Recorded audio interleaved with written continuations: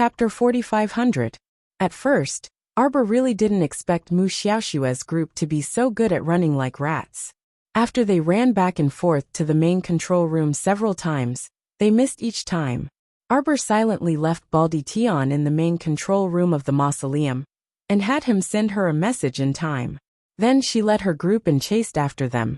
The little stoic and Mu Xiaoxue's group were completely at odds. She wanted to see how much resources Mu Xiaoxue had, and whether her teleportation talisman matrix could be more extravagant than her. Exhaust them to death.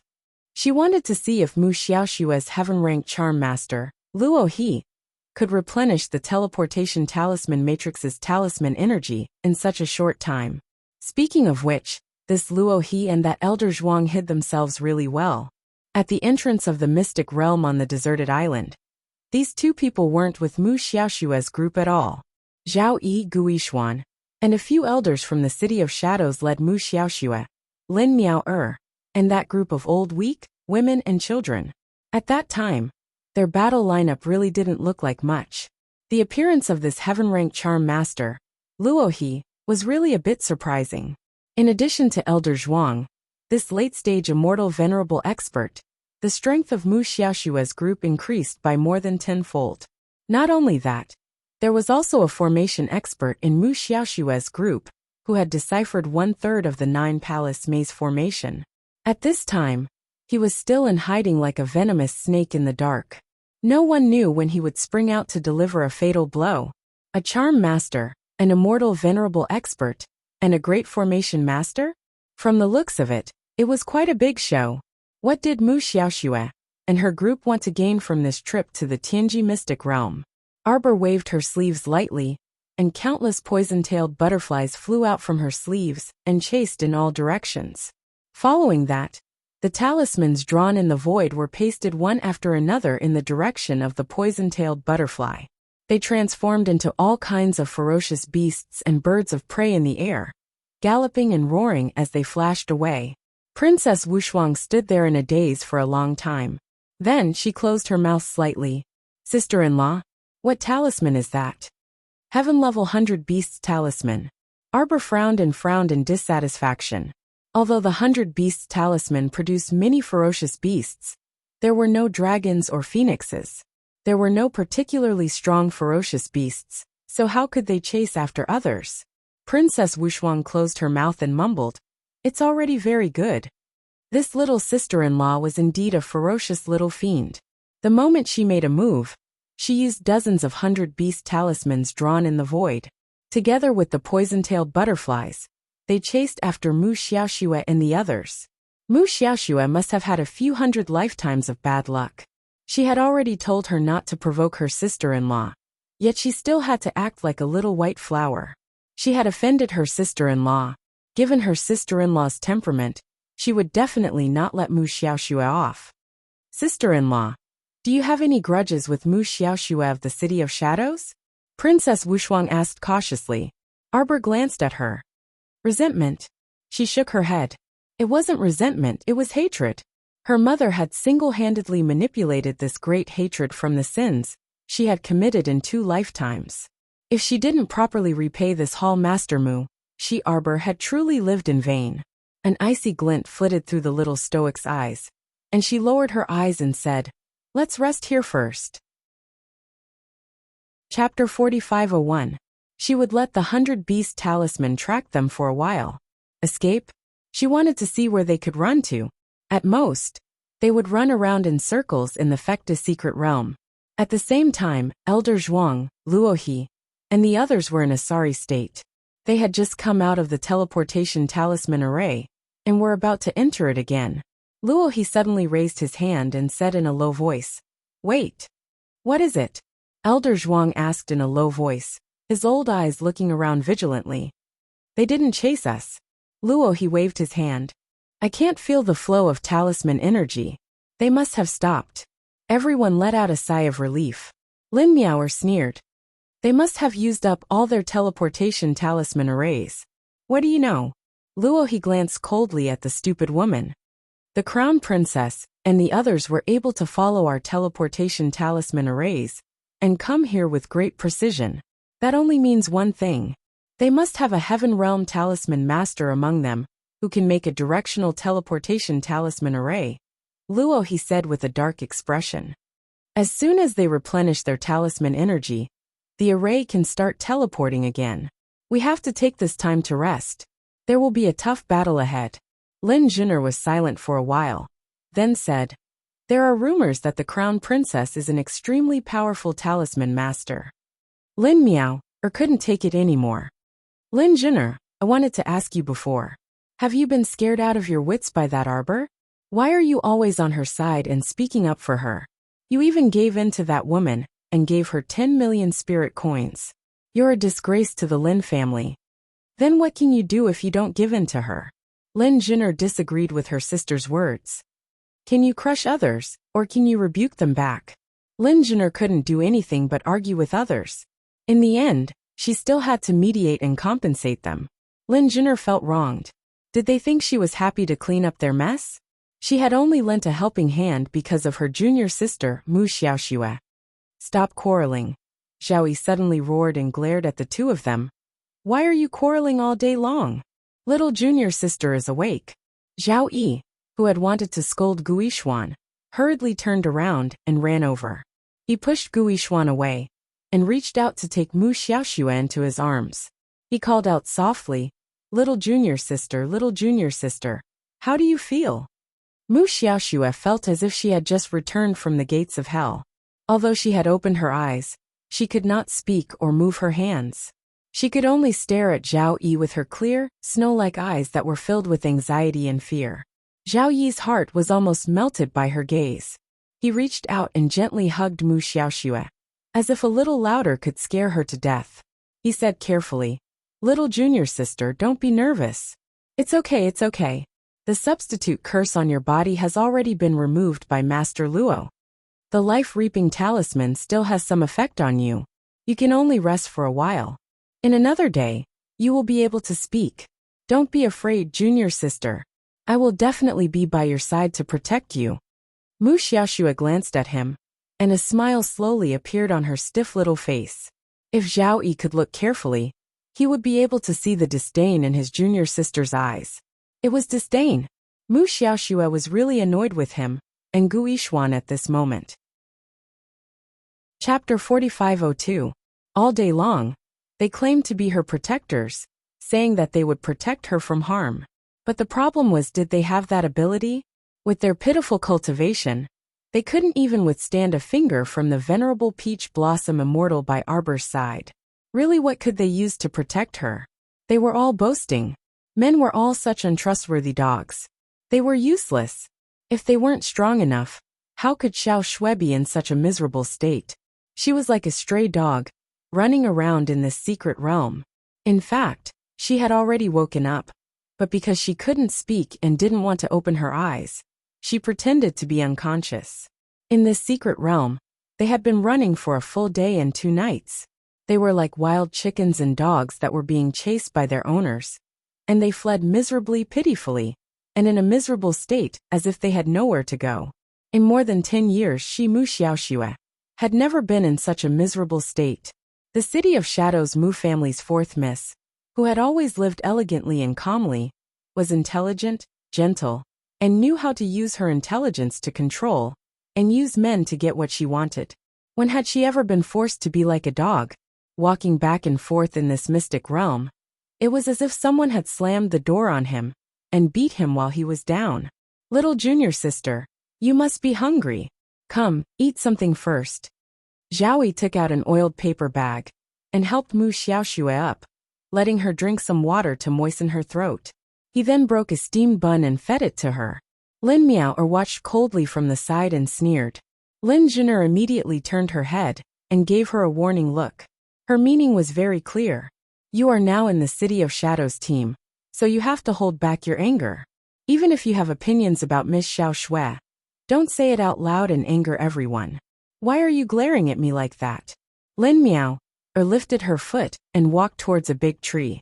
I know my status. Why would I say anything about the City of Shadows little princess that you all love and protect? It's not like I have nothing better to do. Lin Miao rolled her eyes and was about to sit down beside the tree. Just as she was about to sit down, someone beside her shouted, "Tiger wolf beast! There's a tiger wolf beast! Ah! Tiger wolf beast!" Lin Mioa was startled and quickly summoned her long sword. Without even looking, she slashed towards the source of the sound. The sword slashed at the disciple who was wailing like a ghost and howling like a wolf, and directly cut off a piece of flesh from his arm. The disciple immediately burst into tears, wailing like a ghost and howling like a wolf. Lin Mioa, you. Why did you slash me?" Lin Mioa was also very surprised. She had clearly cut down a ferocious tiger wolf beast just now. Taking a closer look, the tiger wolf beast pounced from behind the disciple and bit his leg. "What is it?" The disciples of the City of Shadows who were resting all stood up in a panic. They drew their swords and sabers and slashed at the wolves, tigers, and leopards that besieged them. "It seems to be an illusion." "Fuck, it's an illusion." It was no wonder that when she swung her sword down, she missed, and the sword edge sliced off a piece of flesh from that disciple. It turned out that these tiger wolf beasts did not have physical bodies at all. "Luo," he said in a deep voice, "everyone come behind me. This is the 100 Beast Talisman. It doesn't have a physical body." Chapter 4503. Without a physical body, what should we do? Can we only use all our spiritual power to attack? What will happen if we run out of spiritual power?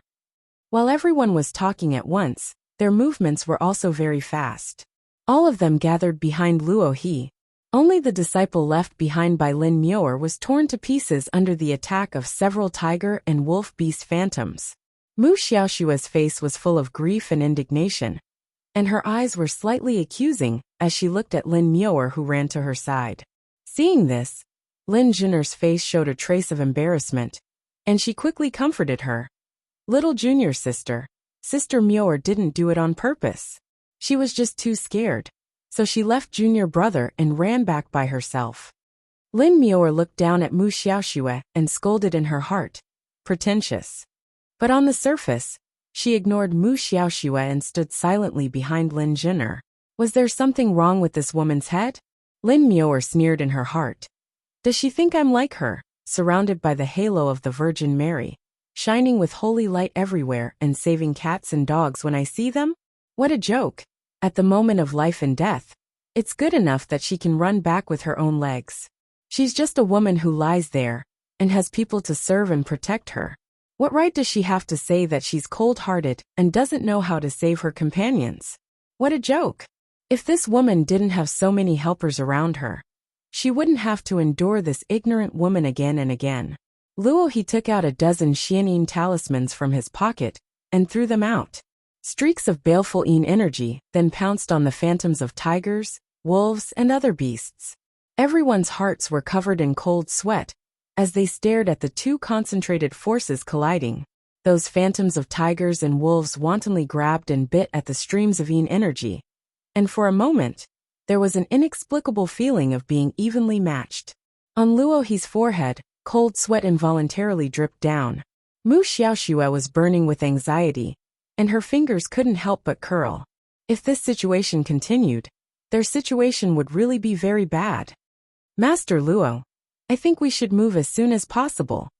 Zhaoyi hugged his little junior sister with both hands, and seeing her very pale face, he couldn't help but feel anxious. Little junior sister was really too pitiful. Look at how scared she was by that crazy woman. He couldn't bear to see his junior sister cry the most. The moment he saw her cry, he felt as if someone had dug out a piece of his heart with their fingernails. It was extremely painful. Little junior sister was such a weak and delicate girl. She should be raised in a boudoir and be provided with luxurious clothing and luxurious clothes. When she was free, she should play with flowers and play the zither. When she was busy, she should read books and learn how to write. She shouldn't have come to such a dangerous place, and she shouldn't have met a crazy demoness like Arbor. Zhaoyi gritted his teeth and said, "This Arbor must be jealous of junior sister's talent and beauty. That's why he's trying to kill junior sister without any reason." Lin Mioa and her best friend Gu Yisun looked at each other. She couldn't take it anymore and said, "Although I don't like Arbor, he's arrogant and unreasonable." Lin Muir threw away her sister Lin Jinner's hand that was tugging at her sleeve, and continued with a mocking expression. But let me say something. Talent, beauty, and talent. I feel that the little princess of the City of Shadows is really not comparable to him at all. Chapter 4504. Would Arbor be jealous of someone who is inferior to him in every way? Lin Muir couldn't help but roll her eyes. She just thought that this senior brother Zhao was very ridiculous. She said this because she had been disgusted by him for the past few days. Now that she heard senior brother Zhao's strange remarks, she really couldn't help but want to refute him. Zhao Yi and Guishuan had been carrying the useless Mu Xiaoxue here and there, taking good care of her all the time.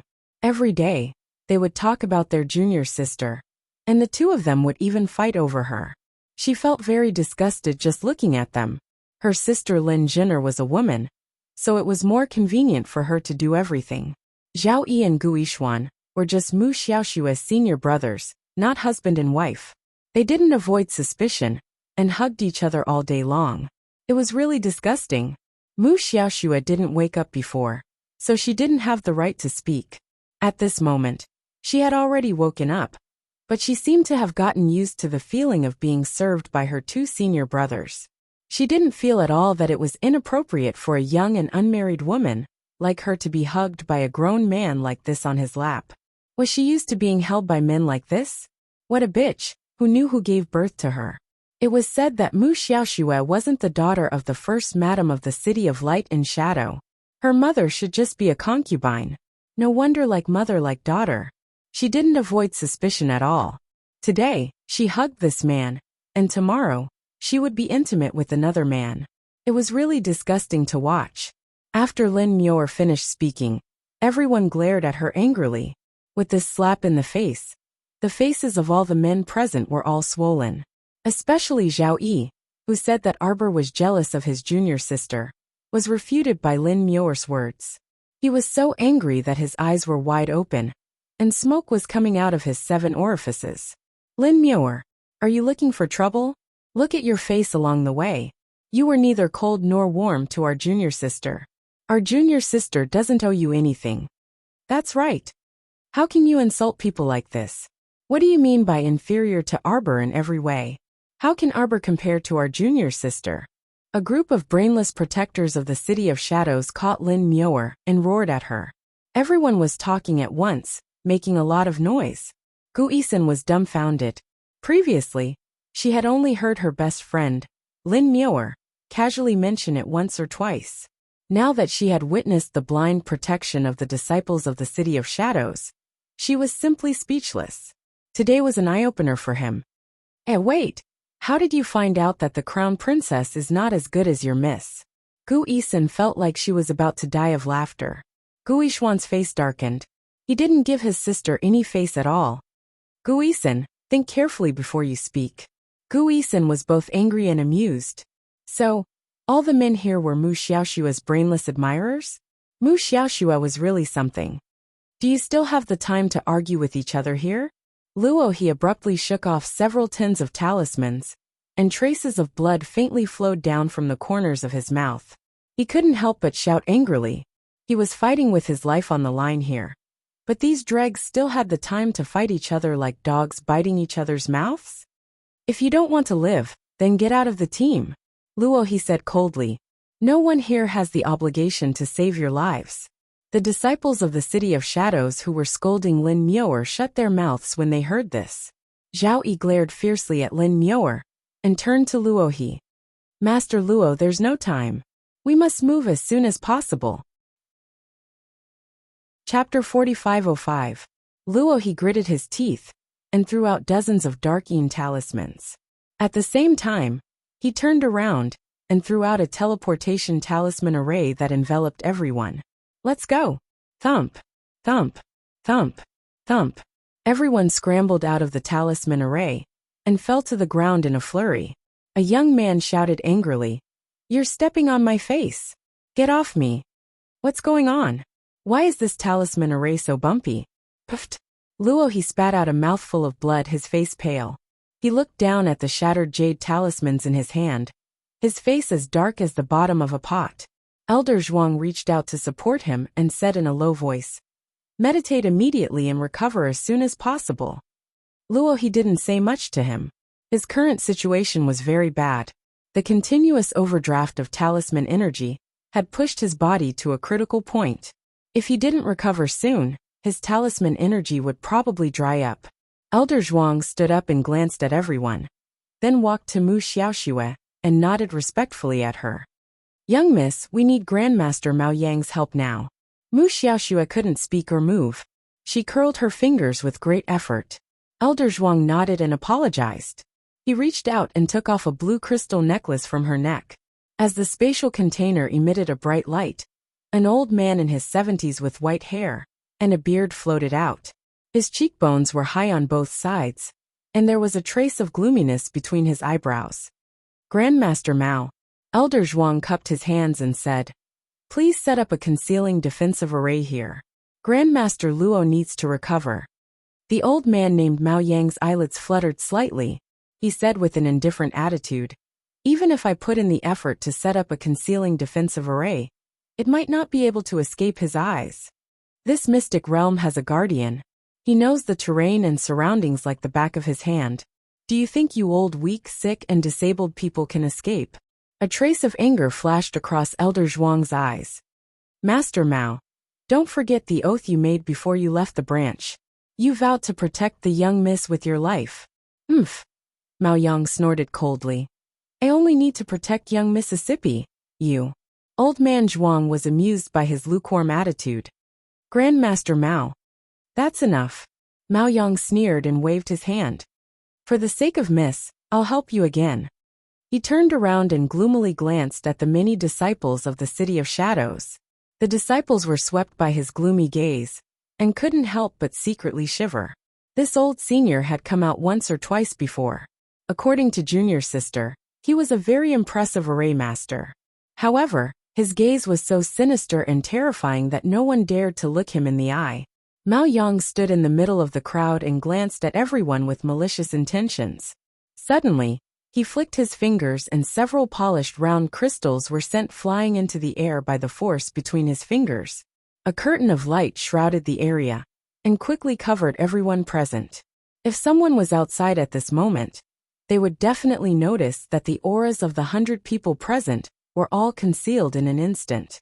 It was as if all of them had sunk into the sea in an instant and disappeared without a trace. Chapter 4506. Arbor, Emolien, and the others walked out of the teleportation glyph array in a single file and circled the area twice. These people are quite good at hiding." Princess Wushuang looked around and said, "Could it be that they have escaped? They're still here." Arbor waved his finger and caught the shadow of 100-beast talisman. He said coldly and expressionlessly, "They must be hiding in some kind of concealment array. Right here." She turned to look at Emolien. The latter nodded knowingly and waved her hand. The faint shadow drew an arc in the air like a floating silk ribbon and gently embedded itself in the air.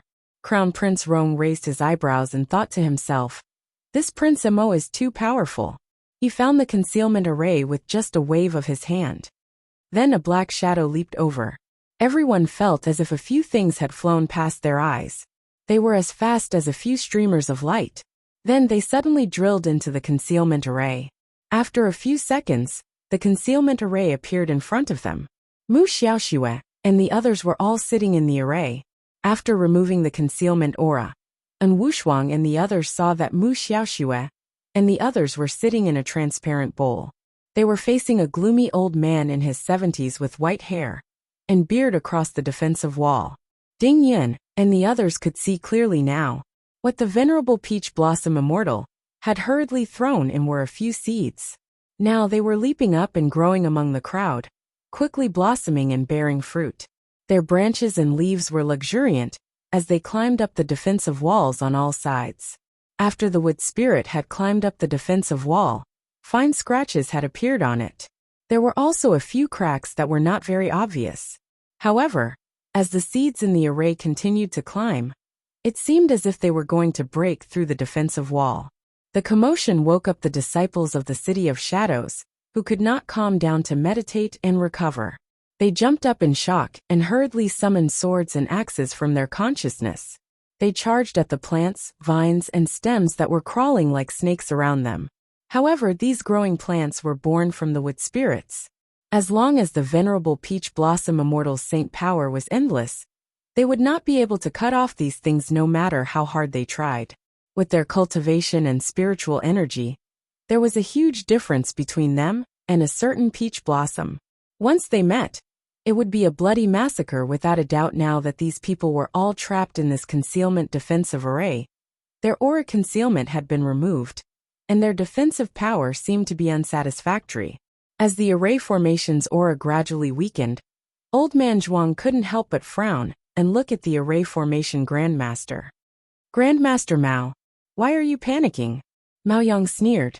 She raised her hand, grabbed a random City of Shadows disciple, and slapped him hard on the head. Everyone was dumbfounded. Arbor's group wasn't the only one who was speechless. The disciples of the City of Shadows inside the array were the most frightened. Had Grandmaster Mao Yang gone mad? Does he even know how to differentiate between friend and foe? Was he a traitor that the Crown Prince and Crown Princess of the Divine Land had planted among them? What are you doing? Old Man Zhuang said angrily. Of course, he did not believe that Mao Yang would betray the organization. That was simply impossible. No one knew how terrible the consequences of betraying the patriarch would be. Don't be nervous. Mao Yang's eyes flashed with a maniacal smile. His gloomy face was filled with a strange expression. Can't you see that I'm trying to strengthen the array formation? Arbor glanced at the crazy old man and silently took out the mirror of misfortune from his pocket. Chapter 4507. Master! What are you doing, Master? Master! Zhao Yi was stunned. Zhao Yi's face twitched as he looked at Master Mao Yang, who seemed to have gone mad. This master was too scary. Suddenly, he twisted off a junior brother's head. Immediately, blood flowed like a river within the defensive formation, and the smell of blood filled the air. His junior sister, Mu Xiaoxue, was so frightened that she trembled in his arms. He could feel it, but he could only hug her tightly with both arms. Don't worry, junior sister. We'll be fine, Zhao Yi whispered to Mu Xiaoxue. Mu Xiaoxue's eyes were filled with fear. She struggled to roll her eyes, and used her gaze to signal Zhao Yi to look at the ground. Zhao Yi screamed and quickly ran to the side with Mu Xiaoxue.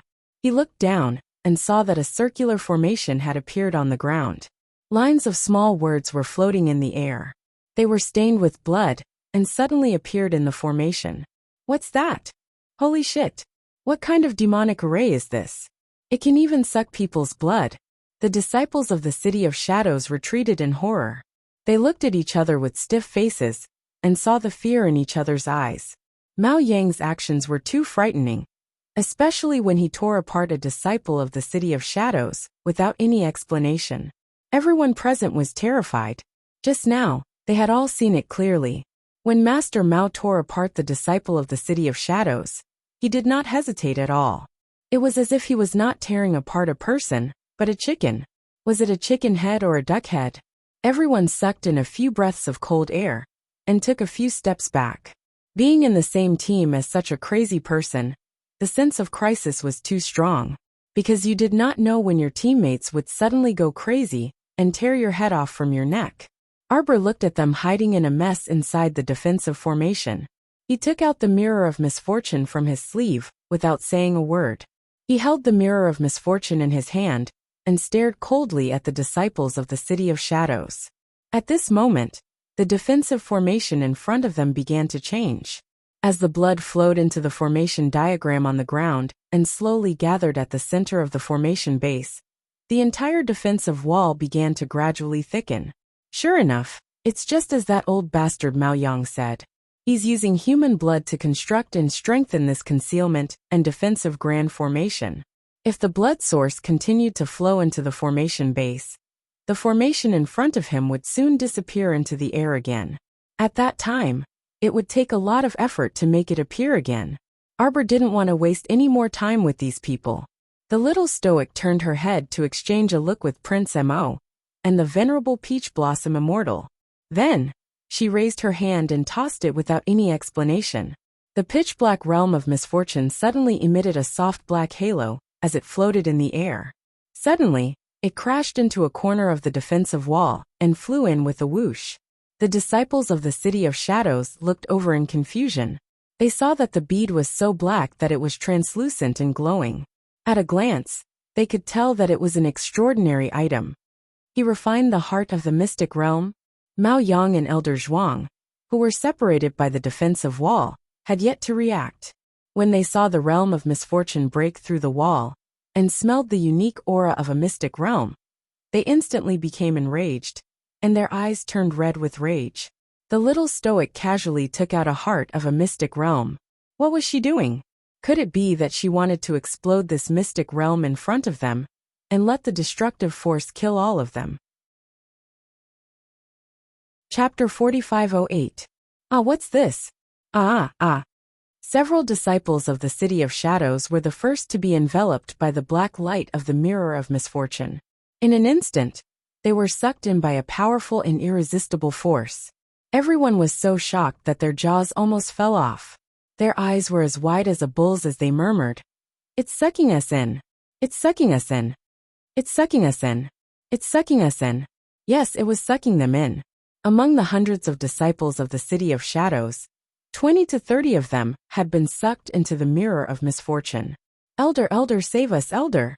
The elders of the City of Shadows were drenched in cold sweat. They were caught off guard and almost couldn't resist this irresistible suction force. How could they save people in such a situation? One of the elders shouted in a deep voice, "Run! Run! What a joke! Where could they run to?" The black bead had crashed into the defensive wall by itself, but it didn't mean that these disciples could escape from the defensive array set up by Mao Yang. This was like catching a group of turtles in a jar. The disciples of the City of Shadows scurried away like headless flies. Some of the bolder ones drew their swords and slashed at the black bead in the air. Unfortunately, the sword was completely blocked by a terrifying force when it landed on the outer layer of light of the black bead. The disciples couldn't take even half a step forward. Their hands were numb from holding the sword. In less than 3 seconds, they heard a series of clanking sounds, and the long sword broke into pieces and fell to the ground. "Elder, elder!" the disciple cried out almost at the same time. Unfortunately, before his unpleasant cries could spread, he was sucked into the mirror of misfortune. As such, more than half of the unlucky disciples of the City of Shadows had been sucked into the mirror of misfortune. The remaining people were all pale. They stuck close to the defensive wall and stared blankly at Master Mao Yang, who was standing in the center of the array base. This master was definitely a person who cheated his teammates. In such a situation, he didn't open the defensive wall to let them escape. Instead, his eyes were red with greed as he stared fixedly at the black bead suspended in the middle.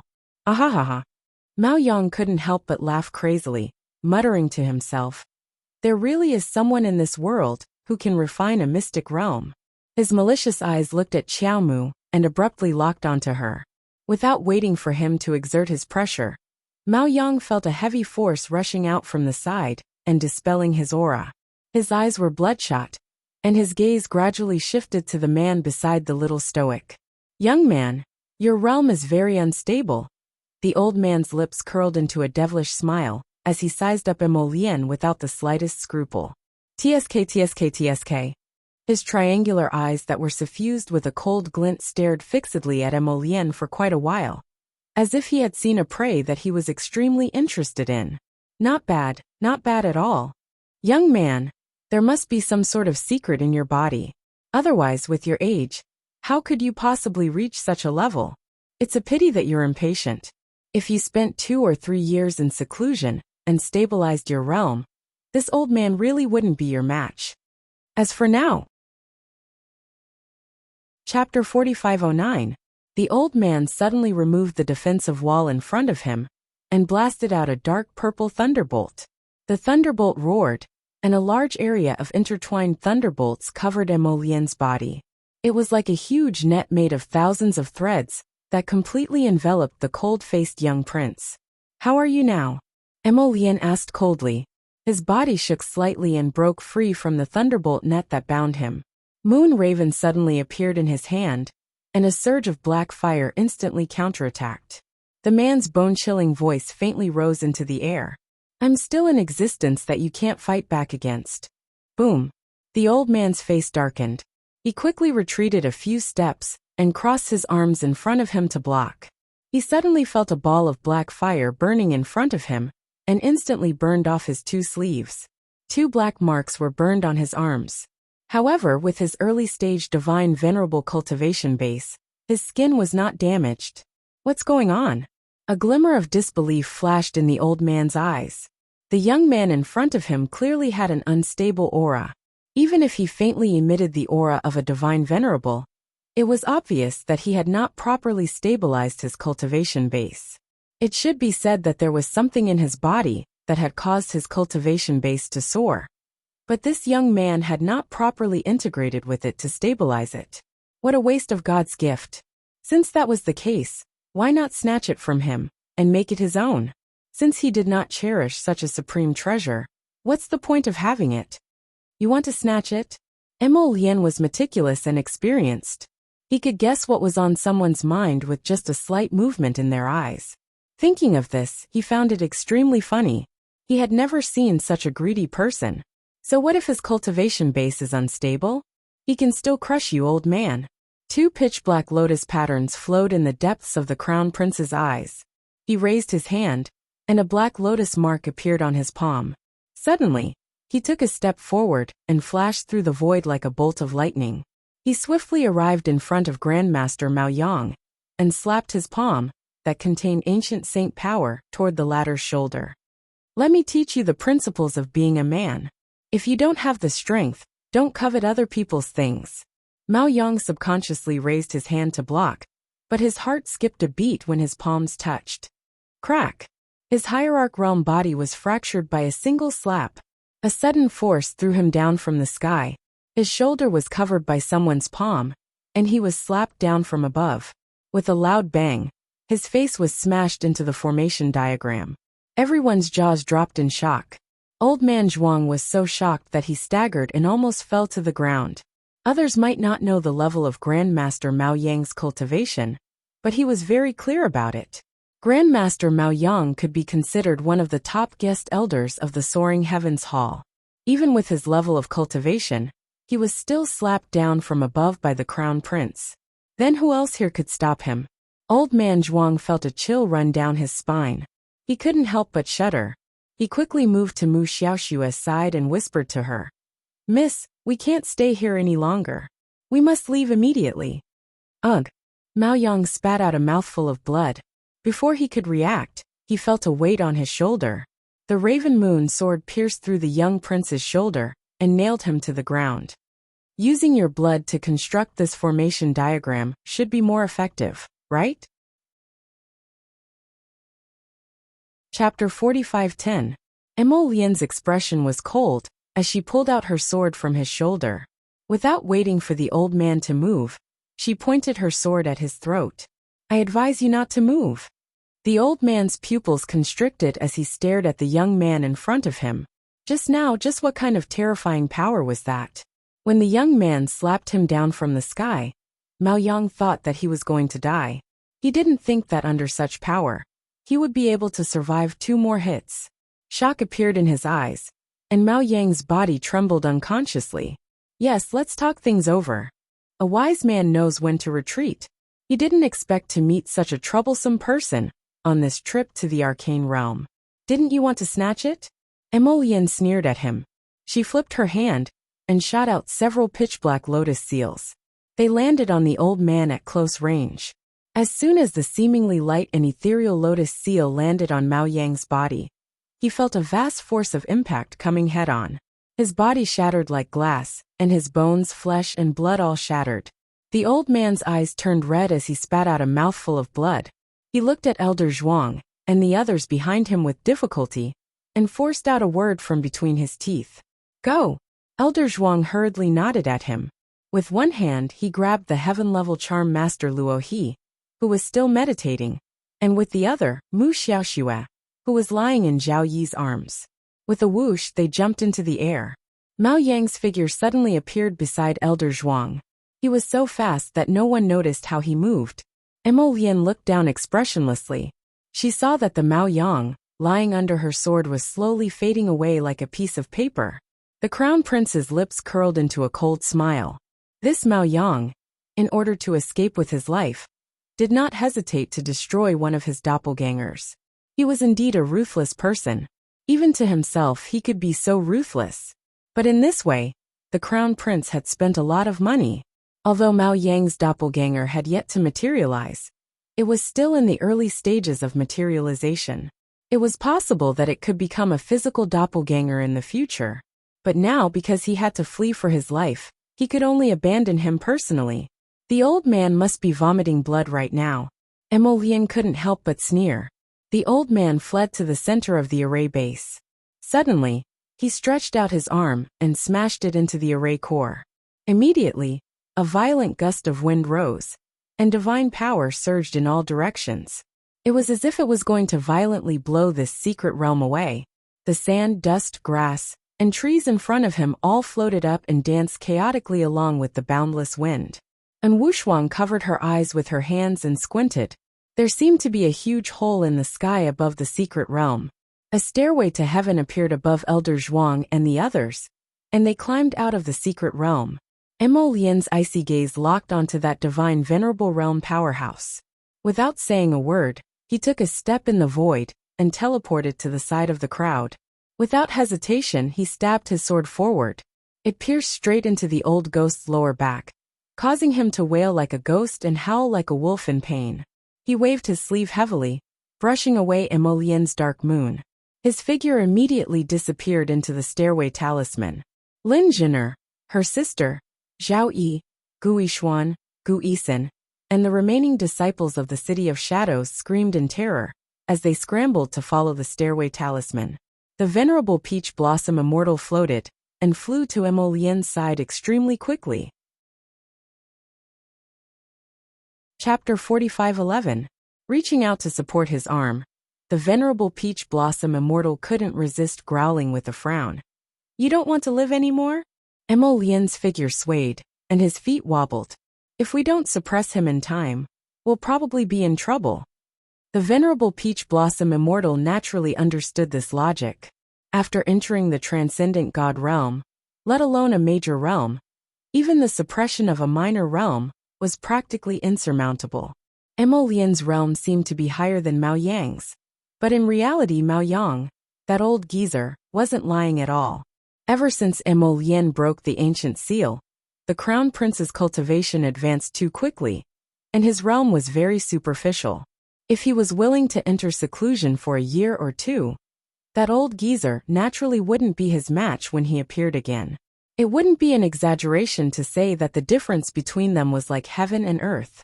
But now how could Emolian be able to calm down? That old geezer had seen through him earlier, so he could only use speed to suppress him. So he might as well use the Supreme Lotus Seal to smack that old geezer down. Sure enough, his actions scared that old geezer to the point of panic. Only by completely subduing him would he have the thought to immediately escape. If he really fought with that old geezer, the longer it dragged on, the more disadvantageous it would be for them. The little stoic ran over with a taut face. She tugged at Emolian's sleeve and looked him up and down. "Spit it out." She glowered at him with a sullen face. Emolian blinked and was about to say, "Spit what out?" when he felt the little stoic's palm forcefully smack him on the back. He immediately lowered his head and coughed out blood. Arbor's face was taut. He moved extremely quickly and stuck 2 needles into this person's body. Without waiting for him to beg for mercy, he reached out a fair and tender palm and forcefully smacked his lips. The pill in his hand fell into his mouth and melted in his mouth. The venerable peach blossom immortal's eyes twitched, and he looked sympathetically at Prince Emo. "Heh, your wife is going to diss you." "Wife, I've already coughed it out. Can you stop poking me with needles?" The crown prince said aggrievedly. "I didn't do it on purpose, wife. I'll settle accounts with you later." The little stoic's face darkened. She originally wanted to teach this person a lesson. However, the most important thing now was to repair and refine the Fecta secret realm. After all, the Tianji secret realm was broken by that damned old man just now. If it wasn't repaired, the Tianji secret realm would be finished. The power of a hierarch was able to tear open a secret realm. It seemed that only when one reached that height would they know some unknown things.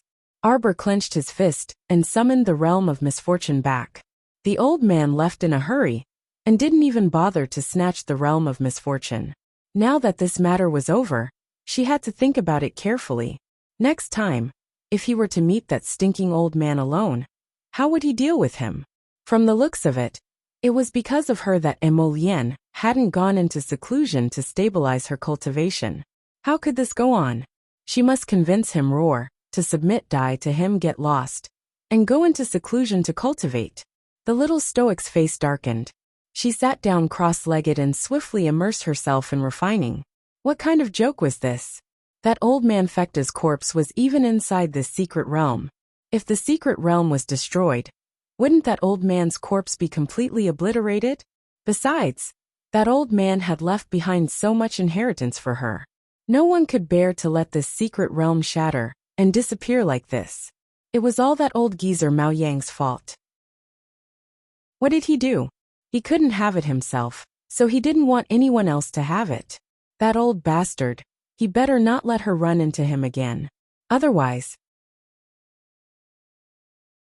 Chapter 45:12. Since she couldn't beat him, she could only summon all her holy beasts to gang up on him. Although she really didn't want to do this, she had no other choice in this critical situation. But what did it matter if she relied on her holy beasts to win? It wasn't like she could defeat others herself. With this thought, her anger towards her husband calmed down a little. She was already such a proud person, let alone her husband who was so proud of his talents. When her husband repeatedly fought with others, he also didn't like to summon Seventh Yin to help. After all, people who had reached his level all had unparalleled pride. Once he fought with the other party, the earth would shake, the mountains would sway, and cities would crumble. Look, he could even destroy a perfectly fine mystic realm. It was truly indescribable. The little stoic sighed and thought, then I'll forgive him this time. Why did she feel so unbearable when she saw his pitiful appearance just now? Tianji's mystic realm was much larger than Senior Xuanji's mystic realm. In addition, she still had to mend that hole. So it took her a whole half a day to perfectly resolve the problem. After everyone came out of the mystic realm, they vigilantly inspected their surroundings. Arbor and the others breathed a sigh of relief when they didn't sense that old man Mao Yang's aura returning. Hubby, the little stoic finally had time to educate her husband. Prince Emo blinked, looking like he was humbly receiving a lecture. Go on, wife. Hubby is listening. Hubby, next time the situation is critical, can you shout? I'll release Chiochio and the others. Wouldn't it be easier for everyone to gang up on them? Everyone. Although the little lady in front of them looked soft and adorable, they felt like her release Chiochio and the others probably wasn't anything good. When Prince Emo discovered that his wife didn't continue to berate him, he was so moved that he kept nodding, obeying the little emperor's decree. Okay, I will definitely remember. And it was you who said that we weren't fighting alone. Is it because I'm weak that you always like to jump out alone at critical moments? It's not. Emolienne shook his head vigorously and pulled his wife into his arms. It's because hubby wants to protect you. As long as your husband is here, your husband will always stand in front of you. Prince Emo reached out and cupped his wife's small face. He looked into her eyes seriously and said, Jojo, you're really strong. Your husband admits defeat. The little stoic blushed inexplicably. Was this guy possessed by a love spirit? She originally wanted to scold him, but strangely, the words that were about to come out of her mouth were all blocked back. Everyone was speechless. Why was it so sour? Why did he feel so uncomfortable after being fed dog food for no reason? All right.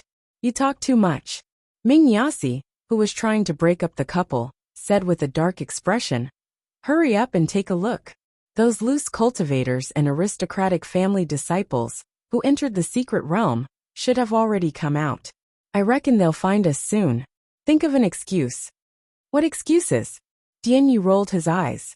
Everyone entered the secret realm based on their own abilities, and came out based on their own abilities. What explanation do we still need to give them? They're here, they're all here. As they spoke, a clamor came from afar. Arbor and the others looked back, and saw that it was the other aristocratic family disciples they had met twice before, as well as some mercenaries and loose cultivators. Arbor elbowed in Wuxia beside him. Princess Wuxia instantly turned into a drama queen. Chapter 45:13. This fellow took a few steps forward and sang her praises. Aya, you're all out too. Is everyone alright? Ayo, I was so worried. I thought you all died in this lousy mystic realm. Everyone. Her words made everyone want to hit her. What did she mean by they all died in the mystic realm? Although they had a very rough start, their luck wasn't too bad after they parted ways with the little stoic Prince Mo and the others. And they didn't encounter any especially great danger. They even killed a few spirit beasts along the way, and obtained several top-grade spirit beast cores. Princess Wuxia said sincerely, everyone is fine. Fortunately, everyone is fine. Sai, how are things on your side? Did you get anything? Why do you think we all fell out of the mystic realm? We only went in for a few days, but we were sent out so quickly? What's going on? Everyone was instantly speechless. They wanted to ask this question, but this fellow beat them to it. Right, they also wanted to ask the little stoic and the others. What the hell was going on? They were still exploring the mystic realm, when they suddenly felt like the sky was spinning, and the earth was shaking. Then they were all sent back to the deserted island. Madam Mo, could it be that everyone also doesn't know what's going on? The little stoic silently stuffed the Fecta heart back into her sleeve and shook her head, her expression even more sincere. I don't know. And Wuxia sighed.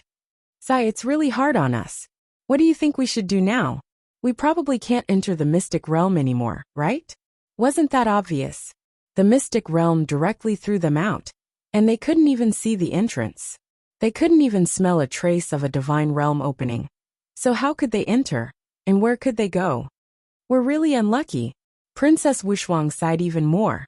We thought we could find one or two fortuitous encounters in the mystic realm, but we didn't find anything after going in.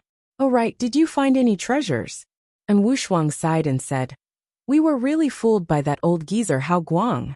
Before we came, he promised us again and again that there were treasures everywhere in the mystic realm, and we could see a divine weapon when we stepped on it.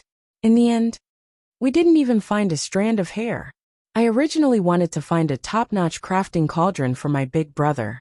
Now that I've returned empty-handed and gained nothing, it's really infuriating. Princess Wuxia's acting skills were so good that people were dumbfounded. If it weren't for the fact that Rong and the others had personally witnessed the little stoic, this swindler, pocketing the entire mystic realm, perhaps they really would have believed her nonsense. How's everyone's harvest? And Wuxia hurriedly looked curiously at the group of mercenaries and disciples of aristocratic families. Harvest? Well, just a little bit. A mercenary said naively. I got a high-grade spirit beast crystal core. Princess Wuxia immediately showed an exaggerated expression. What? You guys even encountered spirit beasts? We thought there weren't any spirit beasts in this secret realm. Sai, this is too unfair. Why haven't we seen a single one of those spirit beasts? Did you really get a spirit beast core? Everyone had an awkward expression on their faces.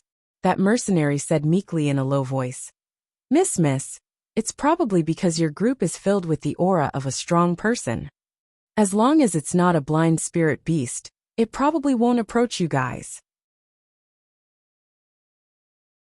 Chapter 45:14. Oh, is that so? And Wuxia blinked and reluctantly accepted this warrior's explanation. At this time, a person who looked like an aristocratic family elder walked out of the crowd and sized up Arbor's group. His tone contained some doubt. That's impossible, right? You really didn't find anything? These people in the Little Stoics group weren't ordinary cultivators. Judging from this group's cultivation and aura, they were all above them. This group of 9 people were all experts above the divine realm. How could they return empty-handed from Tianjizi's secret realm? They must have collected some good stuff, but pretended not to find anything, and kept it for them to play dumb.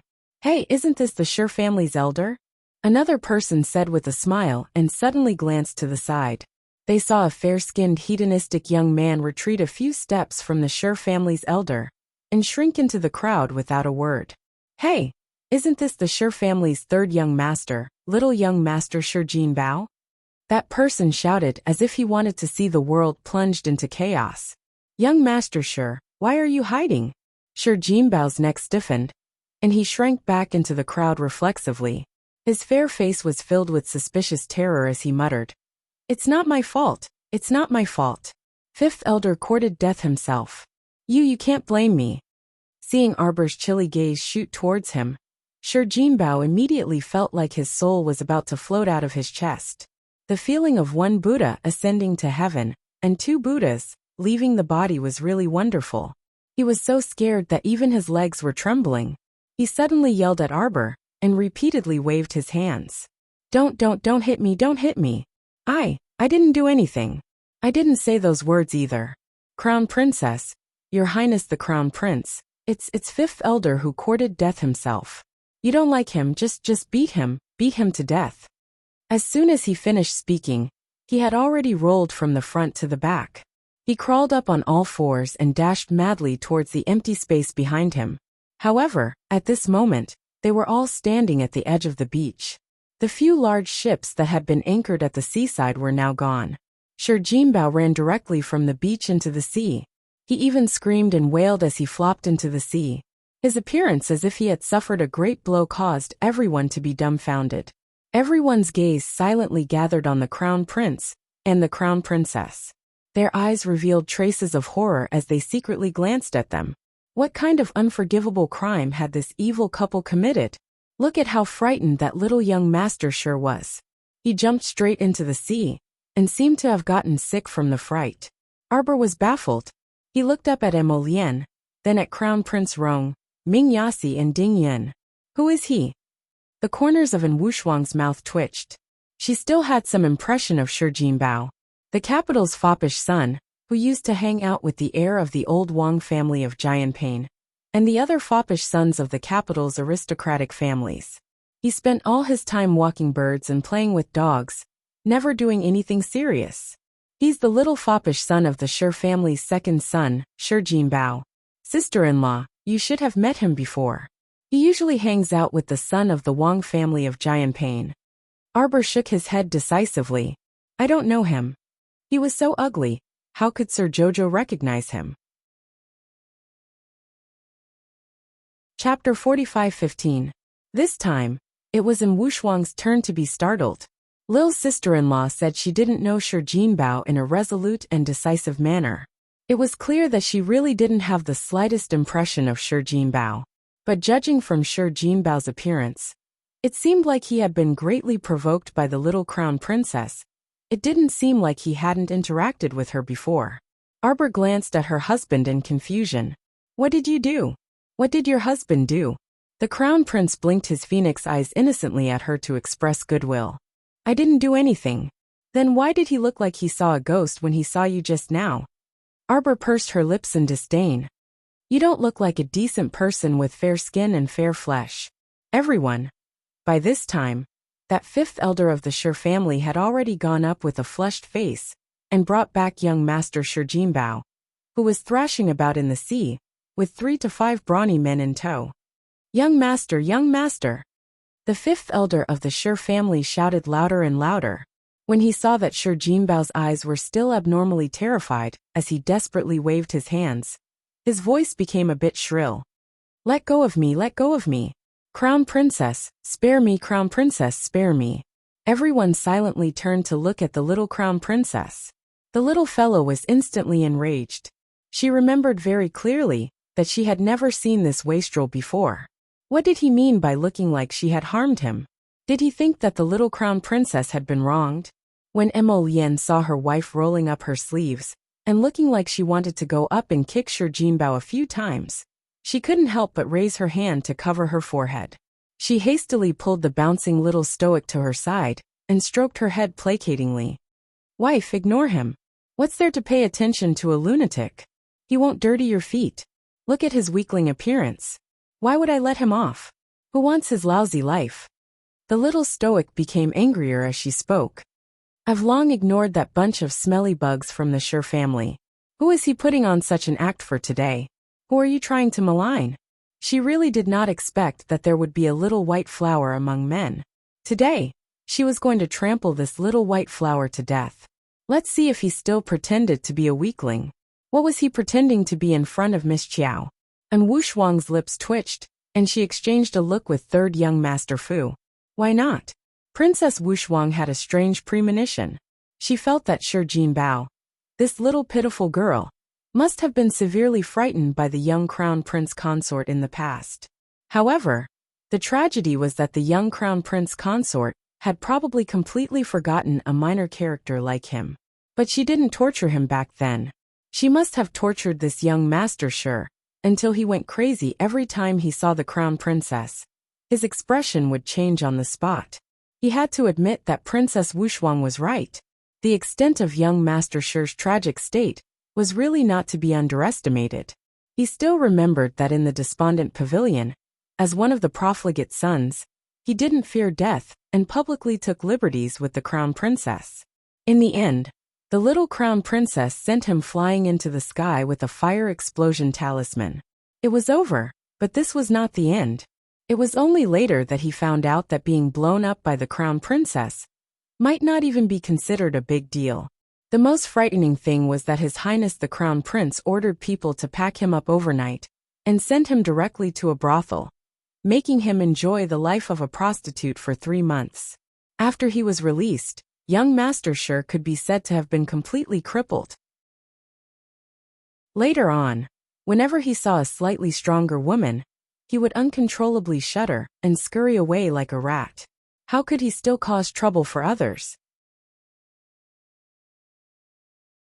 Chapter 45:16.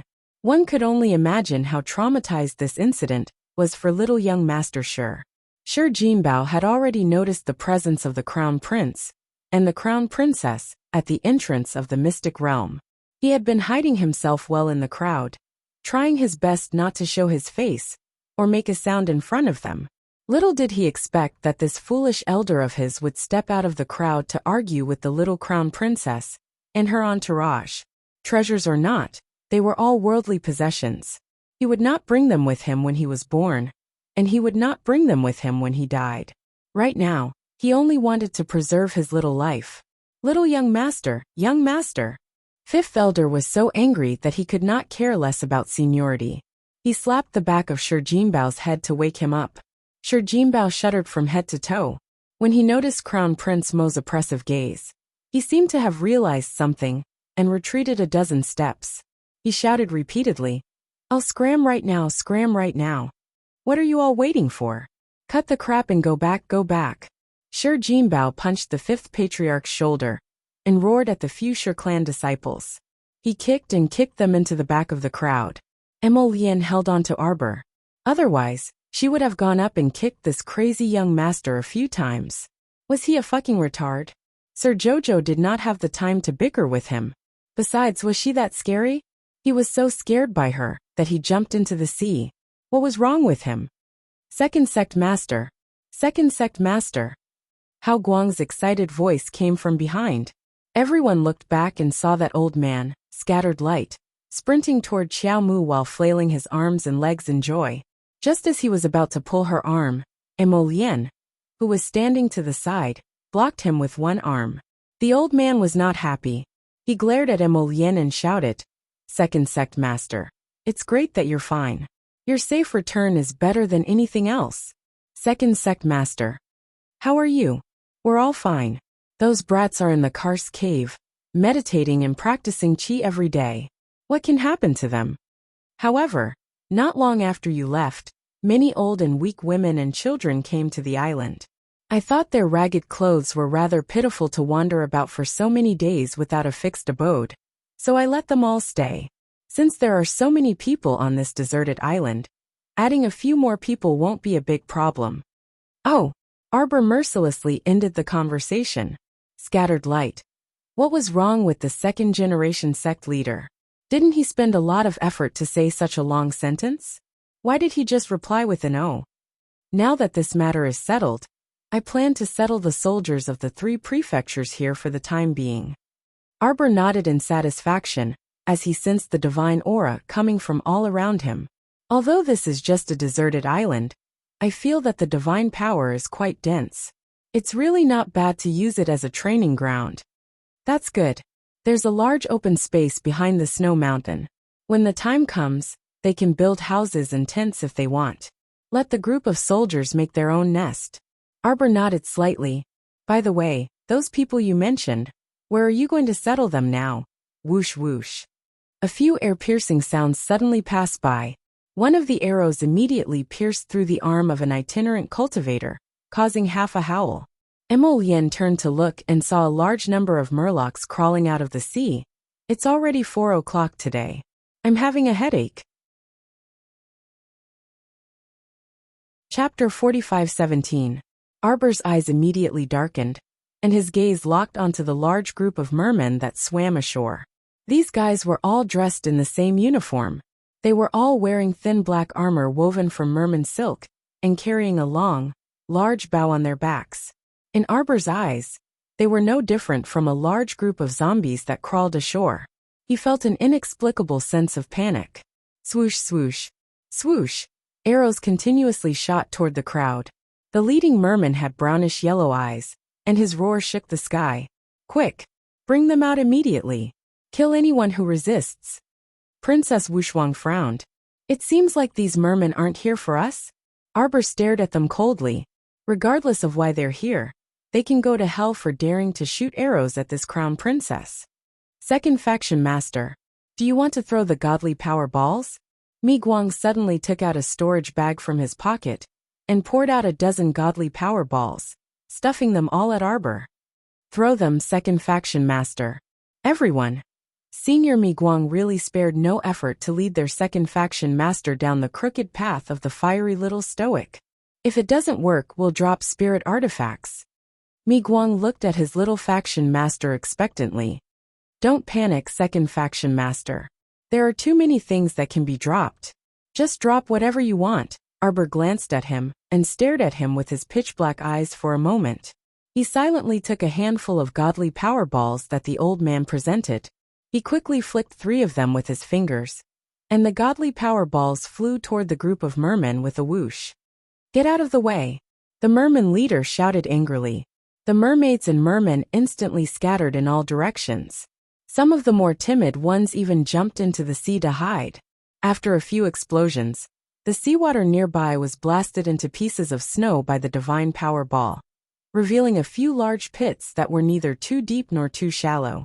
Several mermen, who didn't have time to dodge, were directly blasted into the sea. A merman hiding in the sea just wanted to poke his head out to see what was going on. But he was hit in the face by a body of a merman flying through the air. He immediately closed his eyes and fainted. Xiaomu's pitch-black eyes stared at that merfolk leader, as she raised both hands at the same time. The leader of the mermen was so scared that his soul almost flew out of his body. He hurriedly shouted, "Stop! Stop it!" Hao Guang lowered his head and rummaged through the storage bag.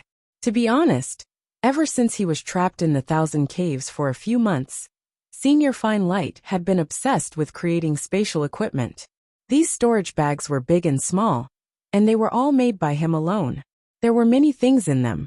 The great artifact maker, Senior Scattered Light, couldn't help but shed tears of sympathy for him when he thought of his own experience back then.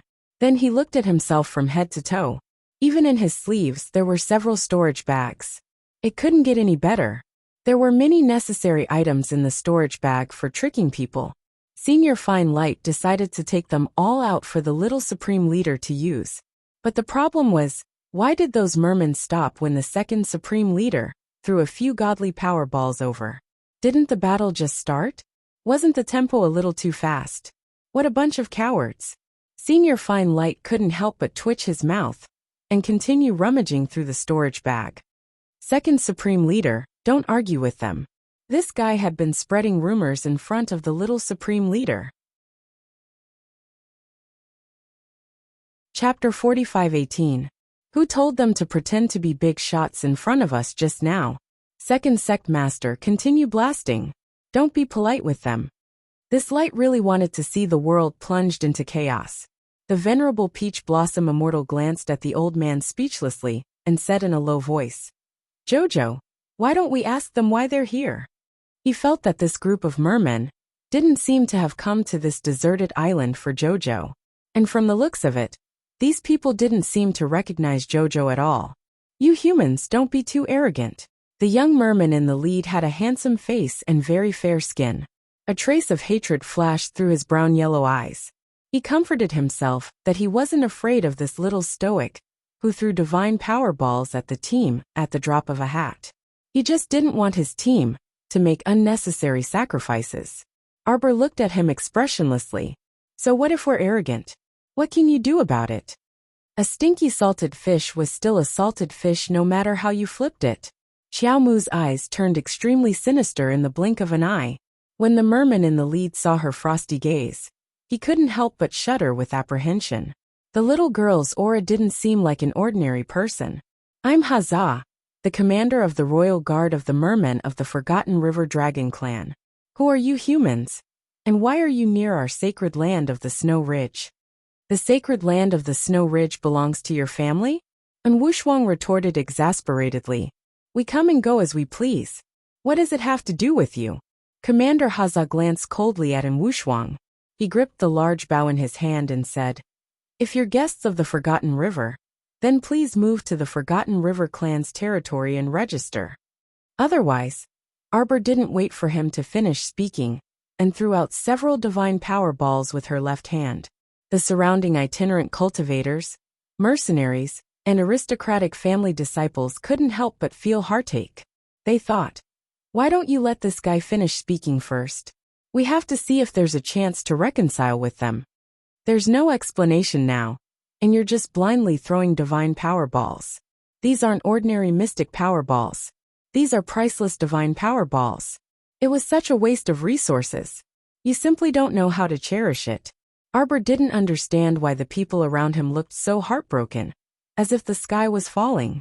Wasn't everything fine now? The situation was already under her control. The group of fishmen were repeatedly bombarded by the divine power balls. They only dared to hide in the sea, and did not dare to approach the shore. Why were they panicking? Emolian couldn't help but twitch her mouth. He silently admired the expression on his wife's face. He didn't even need to guess to know what the little fellow was thinking. She must be very speechless, thinking in her heart. Why are you panicking? I didn't even panic when I turned the tide. You guys are just hiding behind me, enjoying the scenery. What are you guys panicking for? When that group of fishmen charged forward, this Qiao would be in front of them to block them. He had no sense of responsibility at all. Did he even look like a mercenary? Did he even look like a man? You're simply throwing away the face of your parents. If I were your parents, I would use my shoe to whip you useless things to death. A bunch of weaklings, cowards, treasures, you guys are too weak. Arbor said expressionlessly. Such a small scene made you guys look like you're about to collapse. You're not manly at all. The itinerant cultivators and mercenaries were dumbfounded. Chapter 45:19. The venerable peach blossom immortal winked mockingly at Prince Emo. Look, my Jojo is making fun of me again. Prince Emo threw him an expressionless emoji. The little stoic simply didn't understand why other people looked like they were about to collapse. The thoughts running through her mind right now were in a completely different world from everyone else's.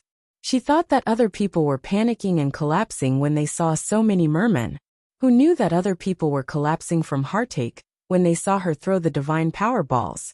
What are you panicking for? Arbor's gaze landed on that fat uncle from DeFay mercenary group. Throw a few more divine power balls at them, and have them all scram.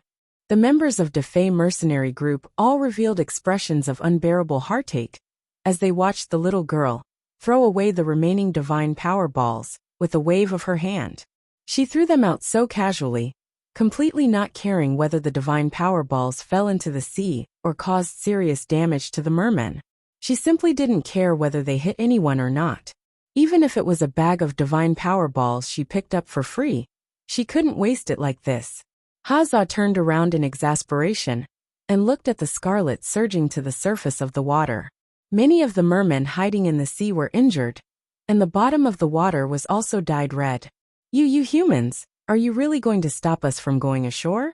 You want to become the enemy of our river of forgetfulness? We're already enemies.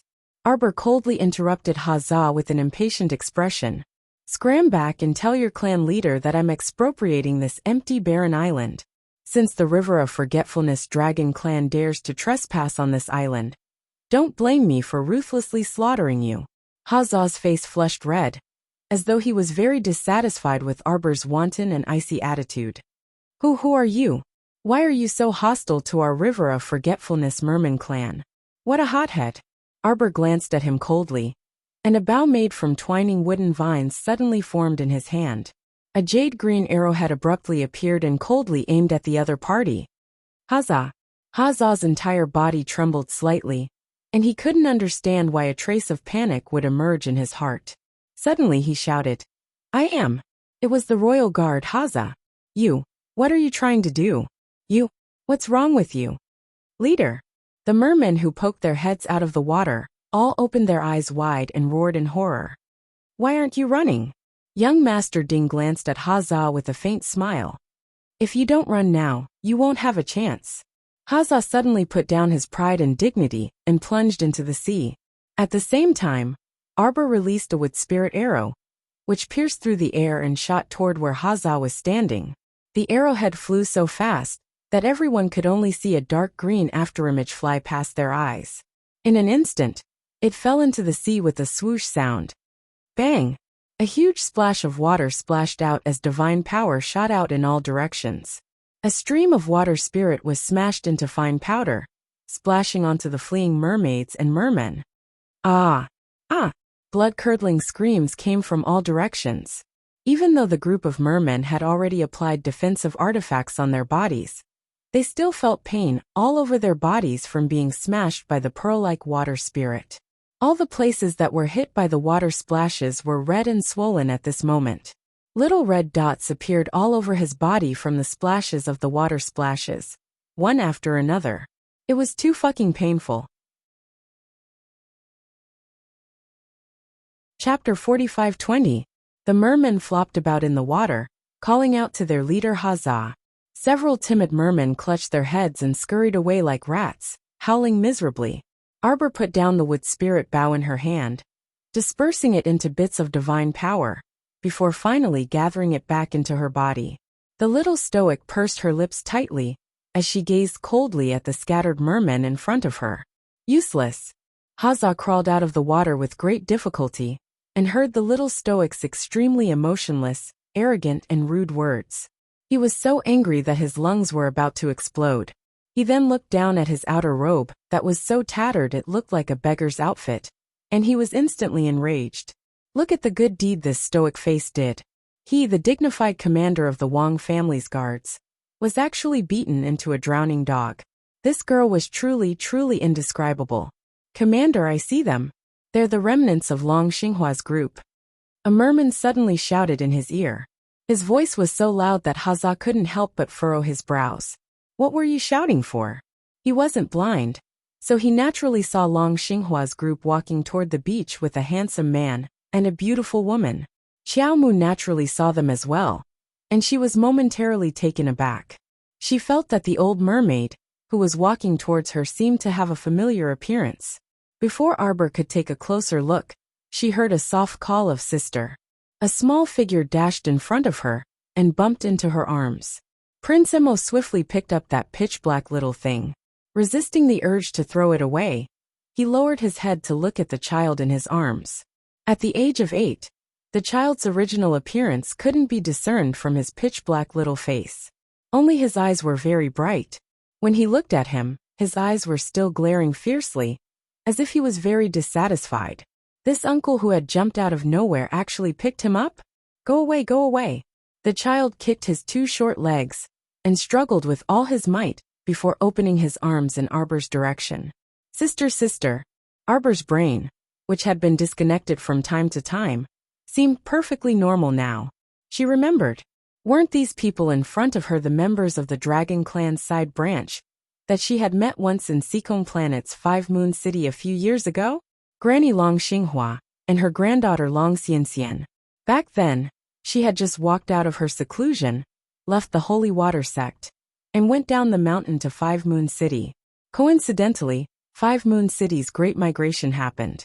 Then, he encountered Young He's dog slave, who used his power to bully others, and captured a group of merfolk. She was attracted by Long Xianxian's eyes, and couldn't help but lend a hand. She, who rarely meddled in other people's business, had always been very puzzled as to why she always wanted to meddle in other people's business. But it turned out that everything was intertwined. Back then, when she saw the holy water for the first time, it was attracted to the mermaid pearl in her body. As for Long Xianxian, this little girl, she had always felt that she was very close to her. For no reason, she wanted to get close to her. She was probably attracted by the 10,000-year mermaid pearl in her body. Arbor lowered her eyes, her expression almost cold. She had already fallen out with the merfolk, so she didn't know how she should face them. Sister. The little girl Long Xianxian was about to cry. Why did little sister's expression become so cold after not seeing her for only 2 to 3 years? Did she completely forget about them? The author was too busy these past 2 days. He would probably return to normal tomorrow. Chapter 45:21. Arbor silently glanced at her husband, using her eyes to signal for him to put down Long Xianxian. Sister. Long Xianxian's feet touched the ground, and she immediately bounced in front of Arbor. She suddenly lowered her head to look at her clothes, which were so dirty that their original color could not be discerned. The little girl's face was flushed with embarrassment, and she could not help but hesitate and stop in her tracks. Arbor glanced at her. You guys? She had wanted to ask why they were here, but felt that her question might not be too abrupt. Thinking about it, she was being too nosy. Since she could come here, why couldn't they come to this deserted island in the River of Forgetfulness, when they were originally from the Dragon Clan's collateral branch? So she did not continue the conversation, and only glanced at Long Xianxian. At this time, Granny Long was leaning on a very old crutch. Her body was trembling as she walked forward. She bowed to Arbor. I did not expect to see my little benefactor here. This old one greets you. Arbor shook her head. Small things in the past are not worth mentioning. Granny, you are too polite. No need for formalities. A sincere smile appeared on Long Xinghua's wrinkled old face. Little benefactor, you are too modest. Arbor turned to look at Za and the others in the sea, and her gaze once again fell on Long Xinghua's group. She asked hesitantly, They are here to find you? So the commander of the Wang family's guards really was not here to find trouble with her, Arbor. A trace of anger flashed across Long Xinghua's eyes, and she nodded heavily. We have caused trouble for our little benefactor again. Arbor shook her head slightly. It's no trouble. They are just some flies. I can just sweat them to death. Everyone, she was naturally like this. If others spoke to her politely, she would naturally be polite. If they were to jump up and down at her from the start, her attitude would be 10,000 times worse. At this moment, Za had already climbed out of the sea with his men, and water droplets hung on his mermaid silk leather armor. Za and the others looked furious. Sirs, do you insist on meddling in this matter today? Arbor glanced at them coldly and retorted without thinking. If you're blind, then go find someone to treat you. Wasn't this obvious? Arbor was determined to take care of Granny Dragon's branch. Could it be that she was afraid of this bunch of bastards in front of her? Za clenched his fists and roared. These people were exiled to the lower star domain by our Forgotten River Dragon clan. Now they actually dared to sneak back into the River of Forgetfulness. They are going against the will of our clan leader. Go back and tell Long Qian that Granny Long's team will be staying with us on this deserted island. We have the final say on when to leave. Arbor coldly interrupted Za's words with an indifferent expression. Also, tell her not to provoke me. My patience with the Forgotten River Dragon clan has run out. If you want to die, then come. Don't expect me to show you any mercy. Benevolence? Za glared at the little stoic girl in front of him, as if he had heard a joke. How was she benevolent? There were so many guards in the Wang family. A large number of them were injured, and a large number of them had fallen. Now every one of them was more or less injured. Was this still considered benevolent? Are you sure you're not joking? Za glared at Arbor for a few seconds with a furious expression. After a while he said, "Just you wait." Chapter 45:22. Arbor raised his leg and kicked Haja's right leg. The latter staggered a few steps forward and almost fell into the sea again. Haja stumbled to the shore and didn't dare to look back. He only let out a whistle and led the Wang family's guards into the sea, battered and exhausted, to escape for their lives. Seeing their cowardly appearance, Rong and the others couldn't help but snicker. This was really a heroic wind blowing, and they were scrambling to escape. Arbor turned to look at Granny Long and the others. "Granny, I have something to ask you. Can we talk in private?" "Little benefactor, you're too polite. Ask whatever you want. This old one will tell you everything she knows." "My Chiao's section break." "Greetings, madam." A young man came out and bowed to Wuxia. Wuxia nodded slightly with a cold expression. She tugged at the brocade cloak on her arm and glanced at the man. "I heard that medicine master Zeng used to be a clerk at Li City's rejuvenation medicine shop?" "Yes." Zeng Junyang nodded and took a few steps back with his head lowered. "How's my daughter now?" "I've already treated Mrs. Wound with medicine, but Mrs. Injury is a bit serious, and she needs some time to recuperate," Zeng Junyang said in a low voice. Wuxia glanced at him again and said, "Now you know who you're following." Zeng Junyang looked indifferent and said in a low voice, "There are some things that I don't need to know too clearly. I only know that Miss gave me a chance to improve myself. Miss is my master who gave me a new lease on life." Wuxia nodded with satisfaction. "Okay, I understand. You can leave first." Zeng Junyang didn't object and immediately left. Wuxia lifted the bed curtain and walked over to see her daughter, half lying on the bed. She was holding a porcelain cup and looking at her with a smile. Wuxia's heart softened inexplicably. She walked to her daughter's bedside and sat down. She sighed and said, "You're too bold. Didn't I tell you not to provoke that person?" "Mother, you should be relieved now. I have a good eye for people." Mu Xiaoxue looked at her mother with a smile. "Zeng Junyang is not a famous doctor, but given time, he will definitely become my right-hand man. He is indeed a good young man." Wuxia praised and held her daughter's soft hand. "My daughter, you're too careless this time. I've already warned you that the Crown Prince Consort isn't an easy person to get along with. If you bump into her, just stay far away from her. Why do you have to go up and provoke her again and again?" The smile on Mu Xiaoxue's face faded bit by bit, and there seemed to be ice shards dancing in her dark eyes. She suddenly slammed her fist on the bed. "Why should I hide from her? She just wanted to find out what kind of person her mother kept talking about and praising was like. Who would have thought that she would be forced into such a situation?" He recalled how he was like a masterless dog in that mystic realm, chased and beaten relentlessly by that ferocious expressionless man, as if he was a dog driven into a dead end. Mu Xiaoxue couldn't hold back her anger and trembled in agitation.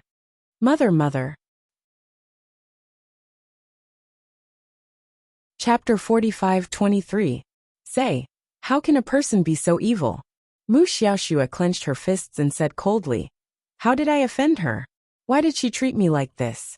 "Mother, you don't know this, but in the mystic realm, she kept activating the teleportation talisman array and chased after us to beat us up." Speaking of this, Mu Xiaoxue could not help but shudder. "She wanted to kill my mother. How can a person's hatred be so strange and sudden?" The stoic face's terrifying intuition was too damn accurate. Why did she feel that she was related to Wuxia? There were very few people in the world who knew about the kinship between her and her mother. Why? Why could that damned woman see through her so easily? Why did she have to say that she was similar to her mother? Mu Xiaoxue felt a cold wind seep into her pores, and she shuddered for no reason. "Mother has fought with her no less than 10 times. Wuxia said indifferently. "She's already very familiar with Mother's tricks. It's nothing strange that she could recognize you at a glance. After all, you're my biological daughter. How can there not be any similarities between mother and daughter?" Wuxia smiled and raised her hand to stroke her daughter's loose hair. "Xiaoxue, your biggest mistake is that you shouldn't have taken the initiative to provoke her. Before you have absolute strength to crush the other party, you can find a shortcut. You can find another shortcut. For example, if you can secretly befriend her, you can give her a heavy blow at an unusual time in the future.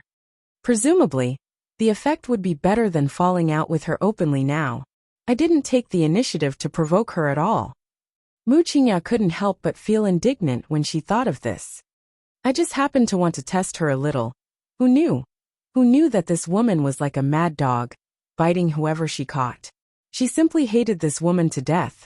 She made her realize that under the absolute suppression of strength, she was as insignificant as a speck of dust in front of that person. Even if she died, she wouldn't be able to shake the world in the slightest. How could she be so insignificant and not have the slightest ability to retaliate? Mother, I want to become stronger. I don't want to be like this anymore. Mu Xiaoxue said angrily as she slammed the cotton cushion beneath her. Xiao Shui, what are you talking about? Mother, I know. You have a way to make me stronger. As soon as Mu Xiaoxue said this, Mu Qingya's face turned pale. Didn't I tell you not to mention this again? Mu Qingya's gentle expression changed, and she reprimanded him sternly. Why won't you listen to your mother? Mother. Mu Xiaoxue gritted her teeth and clenched her fists. But I've had enough. I've had enough of being suppressed all the time. I'm not a stupid person. I just don't have enough talent. If I had talent like Qiao Mu's, I could have become a very outstanding cultivator long ago. Maybe they've already surpassed Arbor by now. Mu Qingya's body stiffened, and her face turned pale. Xiao Shui, are you blaming your mother for not giving you a better innate condition than others? Mu Xiaoxue immediately realized that she had said something wrong. She quickly grabbed her mother's hand and whispered, Mother, that's not what I meant. Don't think too much. Chapter 45-24. Mu Qingya couldn't help but laugh bitterly. Indeed, I'm useless. If I could unlock my mystic meridians and have the talent for cultivation, you wouldn't be like me now and become an ordinary person. Mother, I really don't blame you. How can you say something like that? Mu Xiaoxue lowered her head and muttered softly. It makes me feel bad. Mother, don't we Tianyan come here to break all the laws of heaven and earth and break the rules of the world? Mu Xiaoxue's eyes lit up again. She held her mother's hand tightly and said, Mother, I know you have a way to make us stronger.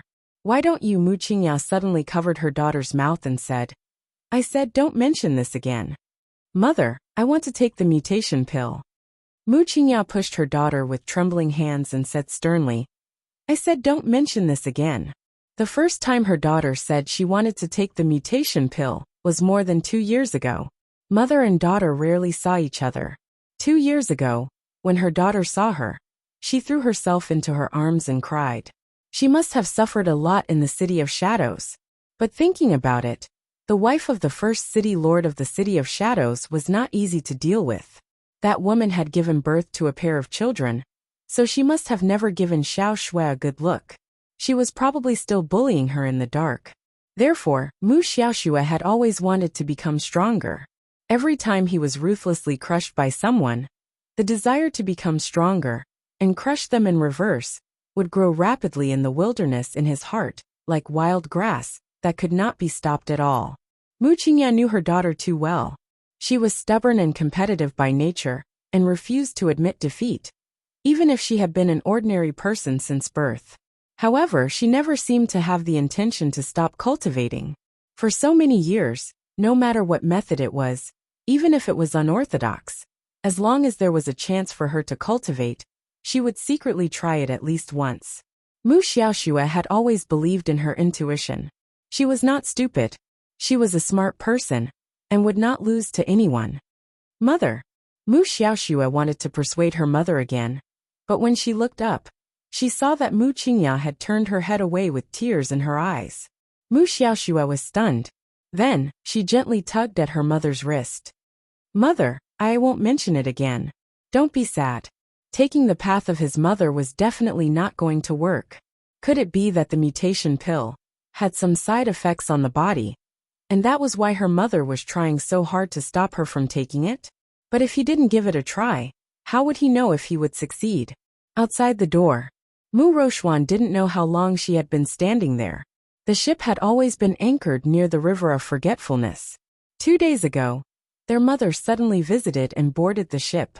Both He and Hong Chang felt very surprised. However, Mu Rochuan had long known that this was to be expected. Since his mother wanted to capture Arbor alive, it meant that she had other plans for Arbor. She wanted to capture him alive, not dead. This meant that her mother had a plan for Arbor, and Arbor was a target that could not be missed. Based on their current connections, it was impossible for them to do so. Therefore, Mu Rochuan was not surprised that Mu Qingya would come to take charge of the situation. But Chapter 45-25. She didn't expect that her sister, who was said to have died young, was still alive and well. The two of them were in the room, and their conversation was heard by Mu Rochuan. That's right, this is the true affection between mother and daughter. The deep affection between mother and daughter. Mu Rochuan's footsteps were a little weak as she stumbled back to her cabin and closed the door. She sat by the bed in a daze for a long time before suddenly reaching out to touch her cold face. Even she couldn't help but be shocked by this touch. Unknowingly, her face was covered in tears, and she didn't even know it. Compared to Mu Xiaoxue, Mu Rochuan's heart couldn't help but turn cold. Originally, she had always thought that it was because her mother's personality had always been cold, which was why she was so indifferent to her. Later, her mother took out a mutation pill with a cold face and let her swallow it. They were both this woman's children, but why was there such a difference in treatment? Mu Rochuan couldn't figure it out. Her expression was a little painful as she pressed her head down. Why was it like this? Why? How was she different from Mu Xiaoxue?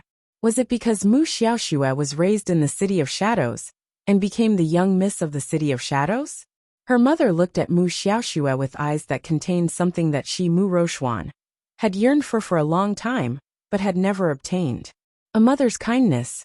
On the deserted island, Arbor stepped on a thick layer of snow and walked with Granny Long for a while before stopping. Who brought you here? Long Xinghua couldn't help but be startled, and then she understood Arbor's question. Without an excellent space aircraft, very few people can cross the star-filled sea when entering the Divine Continent. Countless people were lost in the Sea of Stars and never returned. Little benefactor, don't worry. Our branch of the Long family will definitely not repay kindness with enmity and betray you. Long Xinghua quickly expressed her position. Indeed, there was a mysterious person who gave us a ride. Long Xinghua frowned and said, although this old one doesn't know who the other party is, I don't think there's anything worth coveting on us poor people. Arbor glanced at her, but didn't say anything. Long Xinghua smiled bitterly. If you don't trust us, then we can leave. We can leave. Arbor waved at her. There's no need for that. I'm just asking casually. Granny, you don't have to take it to heart, Arbor said indifferently. Long Xinghua sighed and revealed a bitter smile. Back then we were exiled to the lower star field to live. However, survival was not easy, and life in the lower star domain was becoming increasingly difficult. By chance, we finally had the chance to sneak back and take a look. Who would have thought that even though they had returned, the clansmen wouldn't accept our branch family? We secretly returned to the River of Forgetfulness. We wanted to bring our children and grandchildren to see our homeland from afar. It was only because he missed his hometown too much. Qiaomu suddenly opened her mouth, and a round lustrous white shark pearl abruptly leaped into the air. Dense water energy spread out, and Granny Long's eyes widened in an instant. She hurriedly knelt on the ground and kowtowed to the mermaid pearl. Great Earth God, this is the mermaid pearl. This is a 10,000-year-old mermaid pearl. Now you should understand. Back then when you looked at me, you always felt a sense of familiarity. It was because of the 10,000-year-old mermaid pearl. Now please tell me, what use does the 10,000-year-old mermaid pearl have for you? Wake up and catch up on the latest chapters. Chapter 45-26. To be more precise, she was wondering what this millennium-old mermaid pearl could do to the mermen. After thinking about it, she knew that it would definitely be useful. Otherwise, Long Qian wouldn't have insisted on giving it to her. For this pearl, Long Qian was willing to do anything to shed all pretense of cordiality with her. She was even willing to throw away her identity as her grandmother. What else was there that she couldn't throw away? Xiaomu was well aware that to her, Long Qian was merely a clan leader of the Merfolk clan. Long Qian could be cold-blooded and serious when dealing with anyone, but she would never hold her granddaughter's hand and become her kind grandmother with a smile on her face. What I don't understand is why she wants this pearl so badly, Arbor said calmly. I have a feeling that she isn't liked by Ningxuang, who is doing this out of selfishness. You are an elder of the mermen. Granny, do you know the reason? Long Xinghua nodded. I know. Little benefactor. You might not know that the millennium-old mermaid pearl is something that is hard to come by. Now, it would be an exaggeration to say that only 1 in 10,000 mermen is able to produce a mermaid pearl. Most of the mermen wouldn't be able to produce a mermaid pearl that is more than 1,000 years old. After all, there is a limit to their lifespan. Arbor nodded and looked at the elder in front of her. She was no longer young. In fact, compared to 2 years ago, she was much older. Everyone would grow old, including these mermen.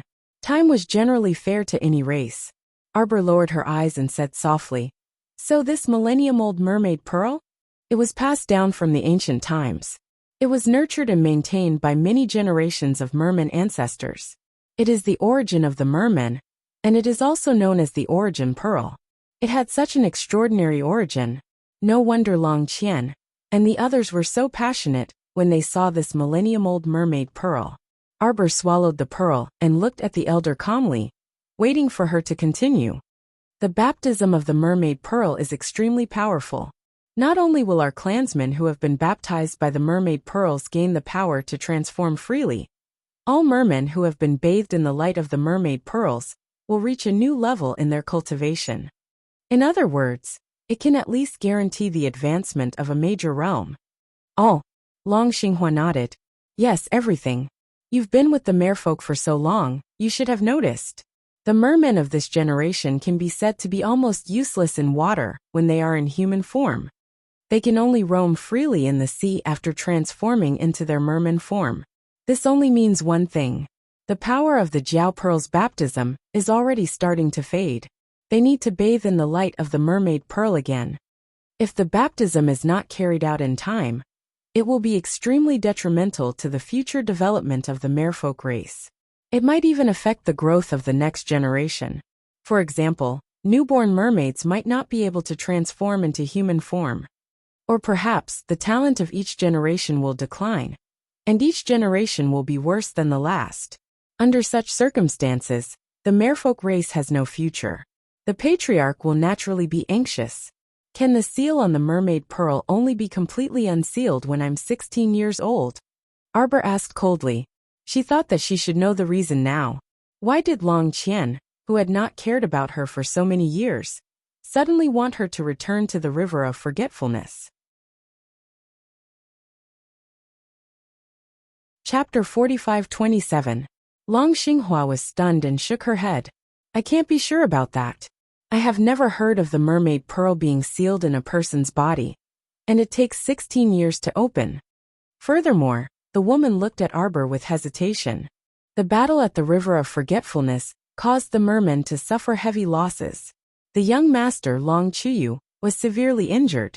The mermen have been hiding in the River of Forgetfulness for 10 years. Perhaps the patriarch didn't forget about our little benefactor. Do you believe it? Ha! Granny Long was stunned. Xiaomu gazed at Long Xinghua gravely. Do you believe your own explanation? I didn't know that our little benefactor had a relationship with the dragon family of forgetfulness. Long Qian is my mother. Long Xinghua was completely shocked. Her eyes widened, and her hands trembled as she held onto her cane. You are? The daughter of the young mistress? The daughter of the young mistress of the dragon family of forgetfulness was exiled to the lower star field. What was the reason? What is going on? Long Xinghua held onto her cane and took a few shaky steps forward. Little benefactor, I fought my way out of the river of forgetfulness and fell out with the patriarch of the mermen, Arbor said with a cold gaze. But, if our little benefactor is the daughter of the young mistress, then shouldn't the patriarch be your grandfather? Humph. Arbor slowly walked towards a protruding rock. With a light tap he floated up. Perhaps it's not that the seal can only be opened after 16 years. Perhaps the dragon family of forgetfulness has a special method to detect the movement of the pearl. Long Xinghua couldn't keep up with the young lady's thoughts, but she nodded subconsciously. That's possible. As the seal of the mermaid's pearl slowly loosened in my body, Long Qian must have noticed it. That's why she was so anxious to summon me back to the river of forgetfulness. The mermaid pearl can only be taken out of my body after the seal is broken. From the very beginning, all these people wanted was this 10,000-year-old shark pearl. Mu Qingya was the same. Arbor did not know where Mu Qingya got this information from. To think that Mu Qingya guessed that the 10,000-year-old Jiao pearl was in her body in her previous life. The funniest thing in the world was that in her previous life, she didn't even understand what was going on until she died. In Xiao Chen's previous life, the seal on this 10,000-year-old mermaid pearl had not been completely broken. That was why the Forgetful River Dragon clan had never looked for her even after her death. This was because Long Qian didn't sense the aura of the mermaid pearl being unsealed until the day she died in her previous life. At that time she was simply too insignificant. Her existence was so weak that no one would notice it. Her grandmother had never appeared by her side from the beginning to the end. Was it because he was weak? Therefore, there was no need to bring it back. She felt that her speculation this time should be the complete truth. Perhaps it was because the mermaid pearl was useless before the seal was broken that Mu Qingya locked it up. He wanted to help her by studying her conscious in order to further understand the secrets hidden in her body. He would lock her up and control her life. When the time came he would be able to cut her open without any hindrance. Arbor suddenly smiled. She suddenly realized that perhaps from her previous life until now, her grandmother's family had never thought of looking for her. Chapter 45-28. Long Xinghua looked back at Arbor and suddenly said, Little miss, maybe you misunderstood. The clan leader she definitely doesn't know. If she knew that you had the 10,000-year-old mermaid pearl in your body, she would definitely go to the lower star region to find you and bring you back. Long Xinghua suddenly didn't know what to say to comfort her. She felt like she was saying that the clan leader would definitely bring you back to the river of forgetfulness for the sake of the mermaid pearl. You're right. She doesn't know at all. Maybe she doesn't even want to know about my existence. She recently sensed that the mermaid pearl's power was about to break through the seal, so she sent someone to contact me. If I was like before, a pitiful little girl who was at the mercy of others, then I wouldn't receive any pity or attention from her in this life. The most interesting thing is that I really died in my previous life. I died without a corpse, and I didn't even know about my background. No. Long Xinghua stuttered and still wanted to comfort her. You're the clan leader's granddaughter after all. If she knew that you were in the lower star region Of course she doesn't know. Arbor interrupted Long Xinghua's words. Because the 10,000-year-old mermaid pearl in my body was sealed by my mother. From the beginning to the end, the dragon clan leader only had her eyes on the mermaid pearl. She didn't care about my life or death. She also didn't care about my mother's life or death. So when she received the news of my mother's death back then, she probably only said, "Oh, dead. Haha, what a rebellious daughter." She didn't even want to hand over the 10,000-year-old mermaid pearl before she died. She even gave me such a headache after she died. Guess how many people she sent out to find the mermaid pearl's whereabouts after so many years? Arbor suddenly laughed maniacally. Isn't it funny? Isn't it funny? My mother and I combined can't even compare to one 10,000-year-old mermaid pearl. Little Mississippi. Long Xinghua's eyes reddened as she trembled and took a few steps forward. Before this, I still had a little hope. After this, there's nothing. I don't know how my mother felt when she sealed the 10,000-year-old shark pearl in my body. I don't know how she felt, waiting for death in that secret realm all by herself. But you know what? Every time I think of this, my heart aches unbearably, and my tears wet my face. This is the 10,000-year shark pearl. It's a memento that my mother left me. Xiaomu turned to look at Long Xinghua and said softly, I won't return it. If they want to snatch it, I'd rather destroy it than give it to them. It doesn't matter who comes. The little stoic gnashed her teeth and glared at Long Xinghua icily. Mother-in-law, don't disappoint me. Long Xinghua suddenly knelt down and kowtowed twice. I don't dare to deceive little Mississippi. I really don't know who the mysterious man is. But I can vaguely guess that it should be someone from Tianyun's side. The mysterious man used us as bait and deliberately sent us to the deserted island to approach you. But don't worry. From the very beginning, this old one had never thought of harming little Mississippi. After drifting outside for a long time, I especially want to return to the place where I grew up when I think about how I'm not far from death. I've already reached the end of my lifespan. It's already a great blessing to be able to see little miss before I die. Long Xinghua kowtowed again. When she raised her head, her eyes were resolute. Chapter 45-29. This old one was right to conceal the truth before. This is disloyalty to my benefactor and injustice to little Mississippi. This old one asks for the death penalty. I hope little miss will grant my wish. After saying this, she moved her fingers, and a steel spike appeared in her palm. She resolutely stabbed it towards her chest. Arbor had been staring at her for a long time. When he saw her move, he waved his hand and heavily swatted away that steel spike. I don't need you to die. It's fine as long as you speak the truth. Arbor looked at her coldly. Not only can you not die, you also have to help me do something. Long Xinghua stared at him spellbound. For a split second, it was as if she saw that woman in red with crisp laughter. If all Seer's people come to find you, continue to feign civility with them. She wanted to follow the clues and beat them to death. This bunch of stinky gutter rats. The poison in you and Xianxian's bodies isn't hard to cure. It just needs a certain amount of time. Do you understand what I mean? Long Xinghua instantly widened her eyes. So the little stoic actually clearly knew that they might be under someone's control, and that there was something wrong with them? So her probing inquiry earlier wasn't a test at all. She really suspected, I like honest people. The little stoic threw down this sentence coldly, before turning around to walk in the direction of Emo Lien and the others. Crown Prince Emo couldn't restrain himself from running over to find his wife several times. Everyone had exceptional hearing. Even though they were far away, they had already heard the little stoic and Long Xinghua's conversation clearly. However, because the two were discussing the Long clan's private affairs, they didn't feel it was appropriate to disturb them. Seeing the little stoic running over by herself, Prince Emo hastily went up to her and pulled her into his embrace. He lowered his head to look at the little fellow's face and said with a frown, "Jojo is crying." "Who's crying?" The little stoic cast him a stubborn glance with a taut face. "No." Prince Emo was silent for a moment before suddenly lowering his head to kiss her forehead. "All right, no. Jojo, you must be tired after a long day." He winked at her. "Let's find a place to rest first. We'll talk about it tomorrow." Arbor nodded knowingly. The venerable Peach Blossom Immortal hurriedly ran after the two of them.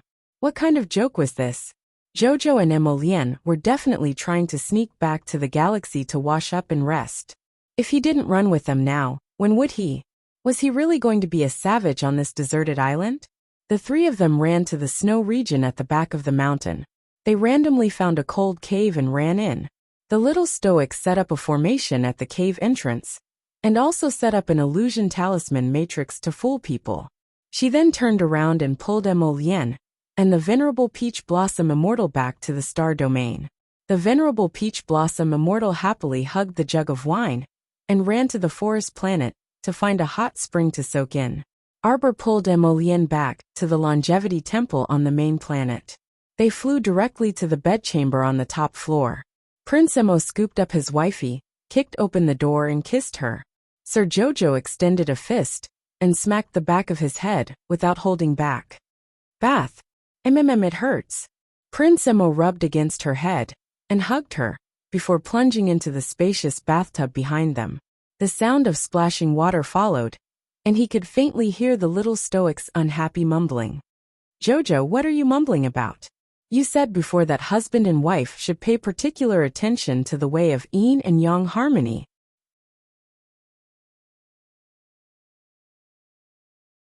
Chapter 45:30. But no buts. Huh, what you said, could it be you still want to deny it? He crawled out of the water and pressed her against the edge of the pool with a grin. He propped up his chin with one hand, and his slender body pressed close to hers. Sir Jojo reflexively shifted her head back, and her beady black eyes roamed around restlessly. Her gaze landed on his face that was so close to hers, and her almond-shaped eyes couldn't help but brighten. Hubby's appearance was seriously really unbearable to look at. She saw him pursing his lips slightly, his phoenix eyes glinting, and his half-wet long hair hanging loose and sticking to his cheeks. Hers. The little stoic suddenly stretched out her small paws, and her soft body also pressed against him. She clung to his body and rubbed against him. Emolien chuckled deeply and wrapped his arms around her slender waist. He whispered into her ear, "Jojo, today, everything is completely different from the past. Remember," he softly rubbed against her neck. "No matter where you go, I will always be with you. Don't worry, and don't be afraid. In the future, you won't be alone anymore." Xiaomu hugged his neck in return, and she felt her eyes brimming with an unbearable sourness. "MHM." She nodded lightly and snuggled into his warm embrace. At this moment, she felt that time was tranquil and beautiful. The palace's warm fragrance intoxicated her, and her heart was indescribably calm. "Mother, I want to go see senior brother and the others." Mu Xiaoxue gently lowered her eyes. Her white robes made her figure appear even thinner, like a willow branch swaying in the wind. Mu Qingya looked at her daughter and nodded with a smile. "That's fine, go persuade them." "Hall Master." Here opened the cabin door and quickly entered. She bowed. "Hall Master Gong, Vice Hall Master Meng, and the others have all arrived. Quickly invite them in." Mu Qingya smiled gently and turned to look at her daughter. "Xiaoxue, you go first." "Yes, mother." Mu Xiaoxue nodded slightly and turned to follow her out. When she came out of the cabin and walked to the deck, she saw a group of 10 men walking slowly towards her. Some were flirtatious, some were elegant, some were cold, and some were lazy. These 10 people had beautiful eyes and could be said to be peerless in their generation. Each of them had their own merits. Mu Xiaoxue was stunned for a moment, and her footsteps paused. These people were actually all from the heavenly fate? Mu Xiaoxue brushed past the 10 people and couldn't help but turn back to take another look. One of the men, who was dressed in red, suddenly turned his head and winked at her, as if he was shooting electricity at her. Mu Xiaoxue shuddered and felt that her legs were weak. Hong Chang, who was following behind her, quickly reached out to help her up. "Miss." "No, I'm fine." Mu Xiaoxue knew that she had been tricked. She blushed and left in a hurry. A chuckle came from behind, followed by a man's clear voice. "Red, don't use your charm on people casually." Okay. I just wanted to try and see if my charm didn't work. It turns out that it doesn't. It just varies from person to person." A gentle voice with a hint of playfulness slowly rose. "Pfft, how many people do you think there are in this world who don't know how to flirt? Yes, it's so annoying." Chapter 45:31. Hong Chang turned back and glared at them angrily. He, who led them to Mu Qingya, also slowly turned back and said lightly, "Please don't go too far. Miss Mu is the daughter of our hall master." Okay, I'm just kidding." The man in red waved his hand with a smile and said lightly, "Don't be so serious." Heer's face was sullen. She silently frowned and led them to the cabin. Standing at the door of the cabin, Heer stopped. "Please, the hall master is waiting for you inside." Gong Songfeng's pitch-black eyes glanced at the woman indifferently. Without saying a word, he walked into the cabin. The beautiful man in red giggled. Then his silhouette flashed, and he took a step forward to squeeze in. "Hall Master Mu, do you have any good countermeasures? Your ship has been docked in the River of Forgetfulness for almost half a month, right? Where is the entrance to the River of Forgetfulness?" "The entrance to the River of Forgetfulness is far away, but close at hand," Mu Qingya said softly, and raised her hand to wave her sleeve. "Serve the tea." "Oh." The man in red casually picked a seat and sat down. He blinked innocently. "So the entrance to the River of Forgetfulness is under the deep sea? You've been staying at someone else's door for so long. Hasn't anyone come to find you? Wuxia smiled. The leader of the dragon clan of Forgetfulness seems to be very patient. He really hasn't come to find me. Hall Master Gong. I wonder why so many brothers of the underground hall have come to visit.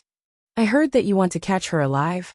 Gong Songfeng gently raised his hand and pushed away the teacup handed to him by the maid. Everyone knows what you've boasted about in the organization. If this news spreads out, how do you think that person from the divine land will deal with you? If they want to deal with me, of course, they have to find me first. Wuxia smiled and fiddled with her slender fingers. Is Hall Master Gong's trip for this? Yes. Did the people of the Hidden Moon Hall come to find you before? Wuxia shrugged. This I don't know. This Hall Master has only arrived a few days earlier than all of you. Everything that happened before was handled by my subordinates. Did they offend you in any way? That's really I hope you can forgive me. However, the ignorant are not guilty. I believe that Hall Master Gong will not bicker with them, right? Gong Songfeng stared coldly at the woman in front of him. What's the matter with the Hidden Moon Hall's not wild? Who allowed him to act alone? Who gave him the guts to run off alone to alert the enemy and catch them? Who can he possibly catch? Has the Hidden Moon Hall's Vice Hall Master been here? Oh, wait a moment. Wuxia pretended to turn her head and said to her, Go and invite eldest Miss over. Yes. Who are those people? Mu Xiaoxue stood by the railing and heaved a sigh of relief. Her wildly beating heart finally calmed down. Her little face was still slightly red at this moment. That red-clothed man's charming technique was too seductive. Just a slight glance, and a chuckle could make people's legs go soft. Hong Chong said in a deep voice, They should be the elites of the underground hall's Hall Master Gong. I've never heard Mother mention it before. Mu Xiaoxue said softly. In our sect, there are the flying sky burrowing earth picking stars, hidden moon chasing sun, and 6 branches of the charm hall. Chapter 45-32. We don't usually interact with each other. At most, we'll go out on missions and cooperate with each other occasionally. Hong Chong said in a deep voice. The 6 hall masters all work for their own masters, and are always divided at heart. It's not like Miss doesn't know this. That's true. Mu Xiaoxue sighed softly. I wonder what Mother is talking about with them. Should we ask Elder Zhuang to go over and take a look? Don't worry, Miss. We have people secretly protecting the hall masters. Although the underground hall doesn't get along with us, they won't make a move here. If they make a move in the open, they'll be punished according to the sect rules. That's true. Mu Xiaoxue nodded softly and turned around slowly, her gaze slightly focused. They saw a woman in a green dress walk past them. She didn't look at them, and her footsteps didn't stop. Elder sister. Mu Xiaoxue followed 2 steps forward, and slightly bent her knees to give Mu Rochuan a standard greeting. Mu Rochuan's body stiffened slightly, and her footsteps also paused. She didn't turn around, and only lightly nodded with her back facing Mu Xiaoxue. Seeing that she didn't turn around and was about to leave, Mu Xiaoxue hurriedly followed a few steps forward and said softly, Elder sister, are you going to Mother's place? The underground hall master, Vice Hall Master and several other guests are at Mother's place. I'm afraid it won't be that convenient. Mu Rochuan's voice was calm and flat. Mother is calling me over. Excuse me. Hong Chong, does elder sister not like me? Even after walking far away, Mu Rochuan could still hear Mu Xiaoxue's soft and gentle voice, like fine willow catkins, drifting with the wind. How can that be? Miss is gentle and beautiful, and is so sensible. Eldest Miss is probably a little unused to it. Yes. Elder sister didn't even know of my existence before. But I've always known that she's my elder sister. I really have been looking forward to meeting her since I was young. Mu Rochuan quickened her pace, almost running away. Why did she run away? Mu Rochuan questioned herself again and again in her heart. Was it because of that uncontrollable jealousy? When she saw the slender and elegant girl in front of her, she actually felt a trace of inferiority. Her younger sister, a sister she had never seen before. It actually made her feel inferior, jealous, and other ugly emotions. She didn't know what kind of emotions she should have, and what kind of face she should have when facing this beautiful girl in front of her. One of them was a young lady that was held in the palm of her mother's hand, and she grew up with warm maternal love. She was pure and innocent, and her eyes were filled with the brilliance of flowers. One was a daughter who was despised by her parents and left to her own devices. Her heart was filled with bitterness, and everything she saw and heard was darkness. Now, the reason why her mother kept her by her side was not because she was her daughter, but because she still had the strength to do things for her mother. What if there came a day when she was completely useless? Then perhaps he would be completely abandoned. Hall Master, eldest Miss is here. He looked curiously at eldest Mrs. Paleface, wondering why she was here. Come in, Wuxia said faintly. Mu Rochuan took a deep breath and walked into the cabin with her head lowered. She looked straight ahead and bowed. Mother. Rochuan, come and sit. These people are Underground Hall's Hall Master Gong, Vice Hall Master Meng, and the other elites. Chapter 45-33. Explain to them what happened to Bai. Tell them what happened to Bai. Yes. Mu Rochuan raised her head and glanced over. The man in front of her had a cold, jade-like face and an outstanding temperament. The young man sitting next to him had a much gentler gaze and was equally outstanding. Hall Master Gong. Wuxia pointed at the cold-faced man, and then pointed at the young man next to him. Vice Hall Master Meng. Mu Rochuan cupped her fists and bowed in a manner that was neither servile nor overbearing. She recounted how Bai came to her for cooperation, and how he led his men to set up an ambush on Fisherman's Island. Mu Rochuan didn't panic and said calmly, I tried to persuade him before, but I am not a member of Hidden Moon Hall, so I can't interfere with Vice Hall Master's affairs. Vice Hall Master Bai insisted on going, so I couldn't stop him. Wuxia smiled faintly and criticized, You child, Hall Master Gong and Vice Hall Master Meng aren't blaming you. It's fine as long as you explain the situation clearly, and everyone understands the situation. Yes. Mu Rochuan nodded slightly and moved her lips, but she still took a few steps back. Finish your words, Gong Songfeng said coldly. Mu Rochuan lowered her head and said in a low voice, I only have a guess, and it may not be comprehensive. If you have any guesses, just say it. Hall Master Gong, my daughter is inexperienced. I see that your daughter is very smart. Let her finish. Gong Songfeng interrupted Wuxia and turned to look at Mu Rochuan.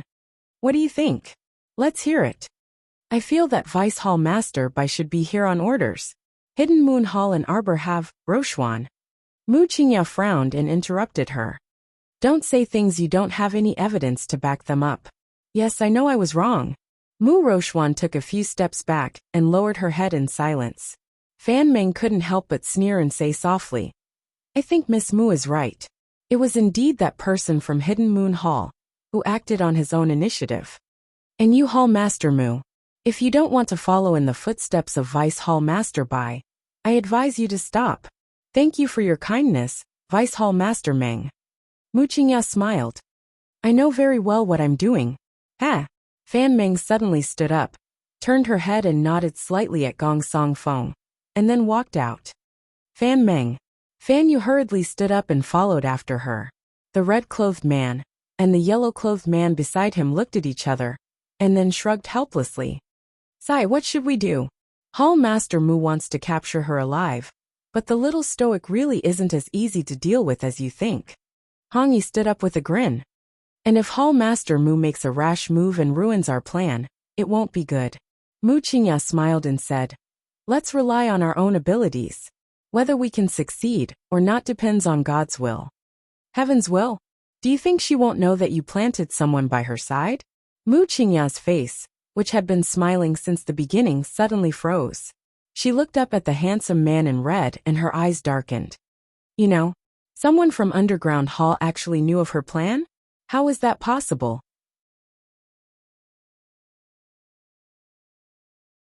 Chapter 45-34.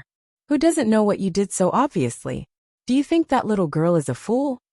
This move of yours seems to have inadvertently arranged for someone to be sent over. The problem is, what can that group of old, weak women and children do? Have you forgotten how many transcendent God realm experts are by the little stoic's side? You want to capture the little girl from the hands of this group of people, without anyone noticing? With that group of old weak women and children? Are you naive, or are we naive? Your Excellency doesn't need to worry. I naturally have my ways. Mu Qingya coldly interrupted Red Robe and said aloofly. Withdraw your men. Don't alert the enemy, Gong Songfeng said coldly. Heh. Mu Qingya couldn't resist chuckling and said in a clear voice. That's right. I've always heard Chasing Sun Hall's Vice Hall Master Gui ramble on about how the Burrowing Hall's Hall Master and Vice Hall Master are very friendly with that little stoic. I always thought that I heard wrong. Now that I see it today, I know it's true, Mu Qingya said with a smile. Everyone was merciful in the previous pursuit. If it weren't for your incompetence, why would my flying heaven need to intervene in this matter? My master wants you to give up on this matter. Mu Qingya's expression changed slightly, and she coldly met Hall Master Gong's pitch-black eyes. The people who disobeyed my master last time don't even have corpses left. Mu Qingya, Madam Mu. Do you want to try our master's fury? Mu Qingya met his gaze and was defeated in a second. She suddenly smiled like a flower and nodded. Since it's master's intention, of course I can only obey. Don't do those meaningless things for now. Our first task is to find a few bases and build them as soon as possible. The attack on Devastating Island last time failed in the end. The entire island sank, so how could they build a base? If you have a good suggestion, there's no harm in bringing it up. Mu Qingya's lips twitched with a fake smile. I think Wangchuan is good in every way. Hall Master Gong, find an island nearby and settle our people down. What do you think of the Wangchuan Dragon Clan's land? Mu Qingya's eyes widened in astonishment. She abruptly looked at Hall Master Gong and asked, You want to? Gong Songfeng smiled faintly. Tomorrow, find someone to send an invitation. I want to meet the Dragon Clan's clan leader personally. Mu Qingya couldn't help but sneer. Hall Master Gong, wouldn't this be? You have a problem with it. I have no objections. However, with our current manpower, isn't it a little too much to attack the Wangchuan Dragon Clan directly? I'm just trying to get in touch with him. I don't mean anything else. It can't be your master's idea again, right? Yes, so what? Mu Qingya laughed awkwardly. Could it be because? What are you guessing?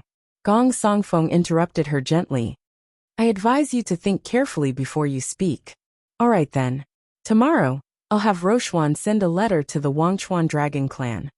Thank you, Hall Master Mu. Gong Songfeng nodded elegantly. He got up and walked out with the group of people.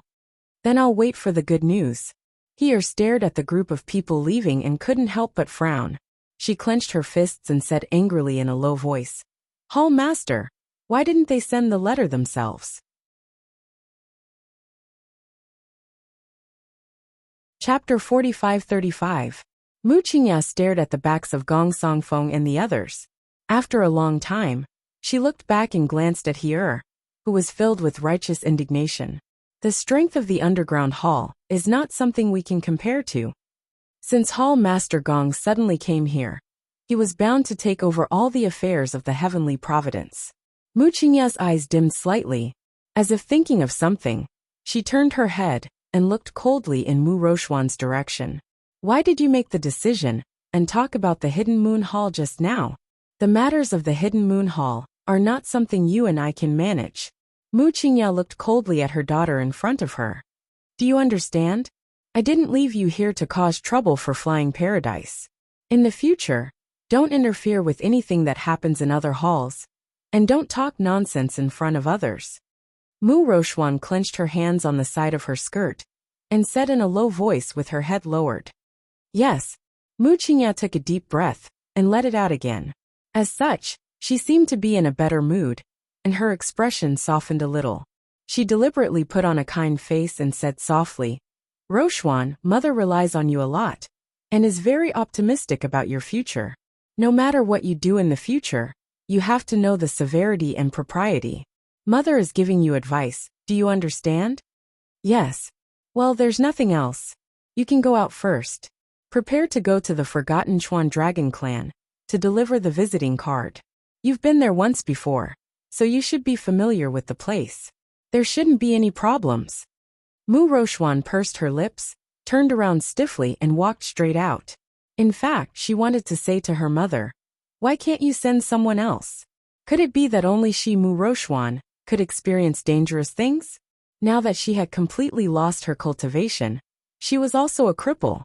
Wasn't she no different from Mu Xiaoxue? In fact, she didn't need this kind of reliance in use. What she wanted was actually very simple. If her mother could treat her with half the gentleness and kindness that Mu Qingya gave her, she would be satisfied. Instead of speaking to his daughter in a businesslike tone like he did now, every time they met, it seemed that other than assigning missions and discussing official matters, there was nothing else. He glanced at Mu Rochuan's departing figure and frowned slightly. Hall Master, treating eldest miss like this, will she, what? Mu Qingya looked at her in confusion. Haven't I treated this daughter well? He had left such an important matter to her. If she has the ability, she can do a few more things, and her position in the heavenly fate rankings will rise. He was a little speechless. She kept her mouth shut and lowered her head. She didn't know if the hall master really didn't understand, or if he was faking it, but the expression on eldest Miss's face when she went out just now didn't look like a very happy expression. As an outsider, he felt sorry for this young miss. The hall master was really ruthless. He could actually do such a thing to his own daughter. Sending an invitation to the Forgotten River Dragon clan was an arduous and unrewarding task. Last time, when the young miss had led them into the Dragon clan's territory, they had almost been severely injured. Would those mermaids be so polite to the people of the heavenly fate rankings? He shook her head and silently glanced at the hall master. Seeing her turn and walk out, she followed. Where is the hall master going? To see Xiaoshui.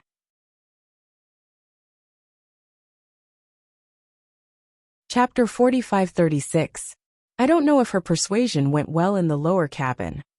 He lowered her head and said against her will, Miss Mu is very smart and quick-witted. She has always been on good terms with her fellow disciples. There shouldn't be any problems. Mu Qingya's eyes curved into crescents when she heard he praise her daughter like this.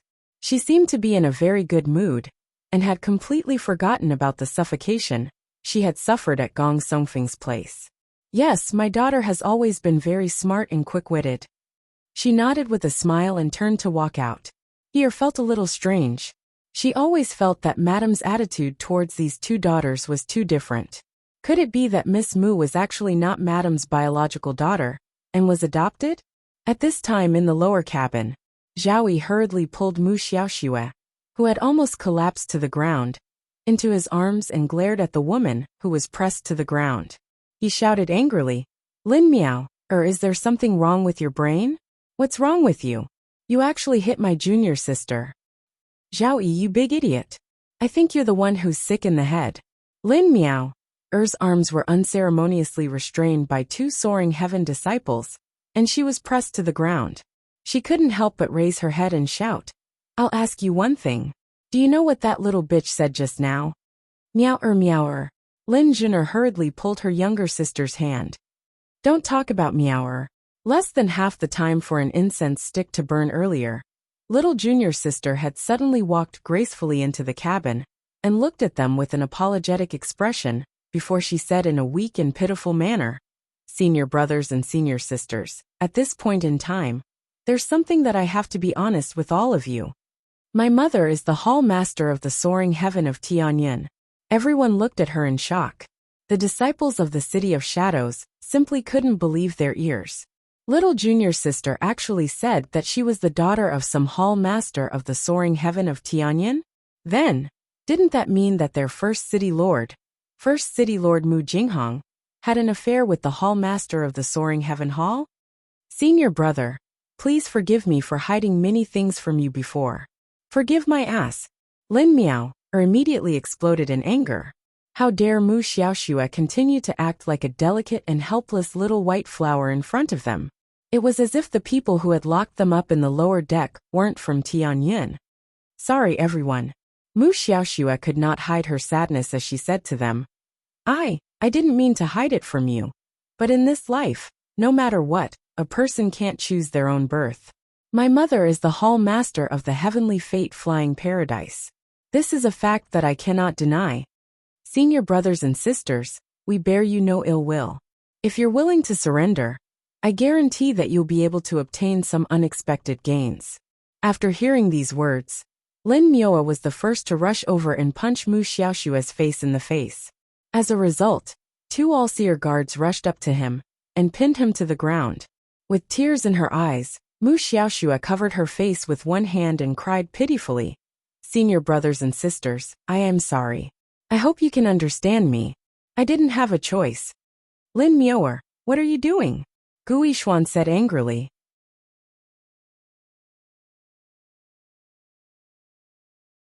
Chapter 45-37. Eldest brother, are you stupid? They're the ones arresting people right now. They're the ones causing all this trouble. What's wrong with you? Why are you scolding Miao? Is Miao wrong to scold her? What choice is there? What solution is there? Don't you know what heavenly fortune is? I'm sorry. Mu Xiaoshua covered her small face with one hand and cried pitifully. Miss Gu, Sister Lin. I know you dislike me and hate me a lot. But shouldn't the top priority be to save everyone's lives first? Actually, wouldn't it be better if everyone took a step back? Mu Xiaoshua looked timidly at Lin Miao and Gu Yixin and said softly. Previously in the mystic realm, it was such a dangerous moment. It was our heavenly fortune's people who saved everyone. Was that saving us? Lin Miao questioned loudly and interrupted her coldly. Can you get your facts straight? That's because you offended the little stoic. She wanted to kill you. We were just collateral damage, and were implicated by you. Enough. Zhao Yi was like an angry lion, pushing Lin Miao hard. You shut up. Zhao Yi, you big lustful idiot. Why don't you just stick around with this bitch? I think you're so stupid right now that you've even forgotten your ancestor's name. Zhao Yi glared at Lin Miao with bulging eyes and heavy breathing, and he slapped her heavily. Mu Xiaoshua wailed, and hurriedly pounced over to hold Zhao Yi's arm. She cried pitifully, Senior brother Zhao, don't be like this. Elder sister Lin was so angry that she didn't know what to say. Forgive her this once. Little junior sister, why are you still pleading for this kind of person? Zhao Yi hugged her back and glared at Lin Miao from the corner of his eyes, his finger almost poking Lin Miao's face. I'm telling you, Lin Miao, if you insult my little junior sister again, don't blame me for pulling out your tongue. Little junior sister already explained it to you. What else do you want her to do? Can she control her own birth? Can she choose her parents? You are simply unreasonable. Zhao Yi lowered his head and comforted his little princess softly. Little junior sister, don't cry. Senior brother understands you. Don't worry. No matter who you are, no matter what path you take, Senior brother will still protect you. I will definitely not let anyone harm you. Senior brother. Mu Xiaoshua raised her head with teary eyes and called out softly. Zhao Yi immediately felt as if he had ascended to a new height. He had completely assumed the role of Mu Xiaoshua's protector. He raised his hand and hugged his junior sister's soft body. His heart couldn't help but flutter. Mu Xiaoshua wiped her tears and said pitifully, I know you can't accept it yet. I can give you some time to think about it. Actually, senior brothers and sisters, there's something you don't know. Our City of Shadows has been cooperating with Tianyun for a long time. Many senior brothers and sisters who have been in the sect for a long time actually know. Of course, I should have found a better time to tell my senior brothers and sisters about this. However, this incident happened too suddenly. We encountered a great danger in the mystic realm and had no choice but to use the Stairway Talisman. It's a rare god-level talisman from the Hall of Heavenly Fortune Talisman. Actually, everyone was saved by the talisman from the Hall of Heavenly Fortune Talisman. That's how we were able to safely escape from the mystic realm.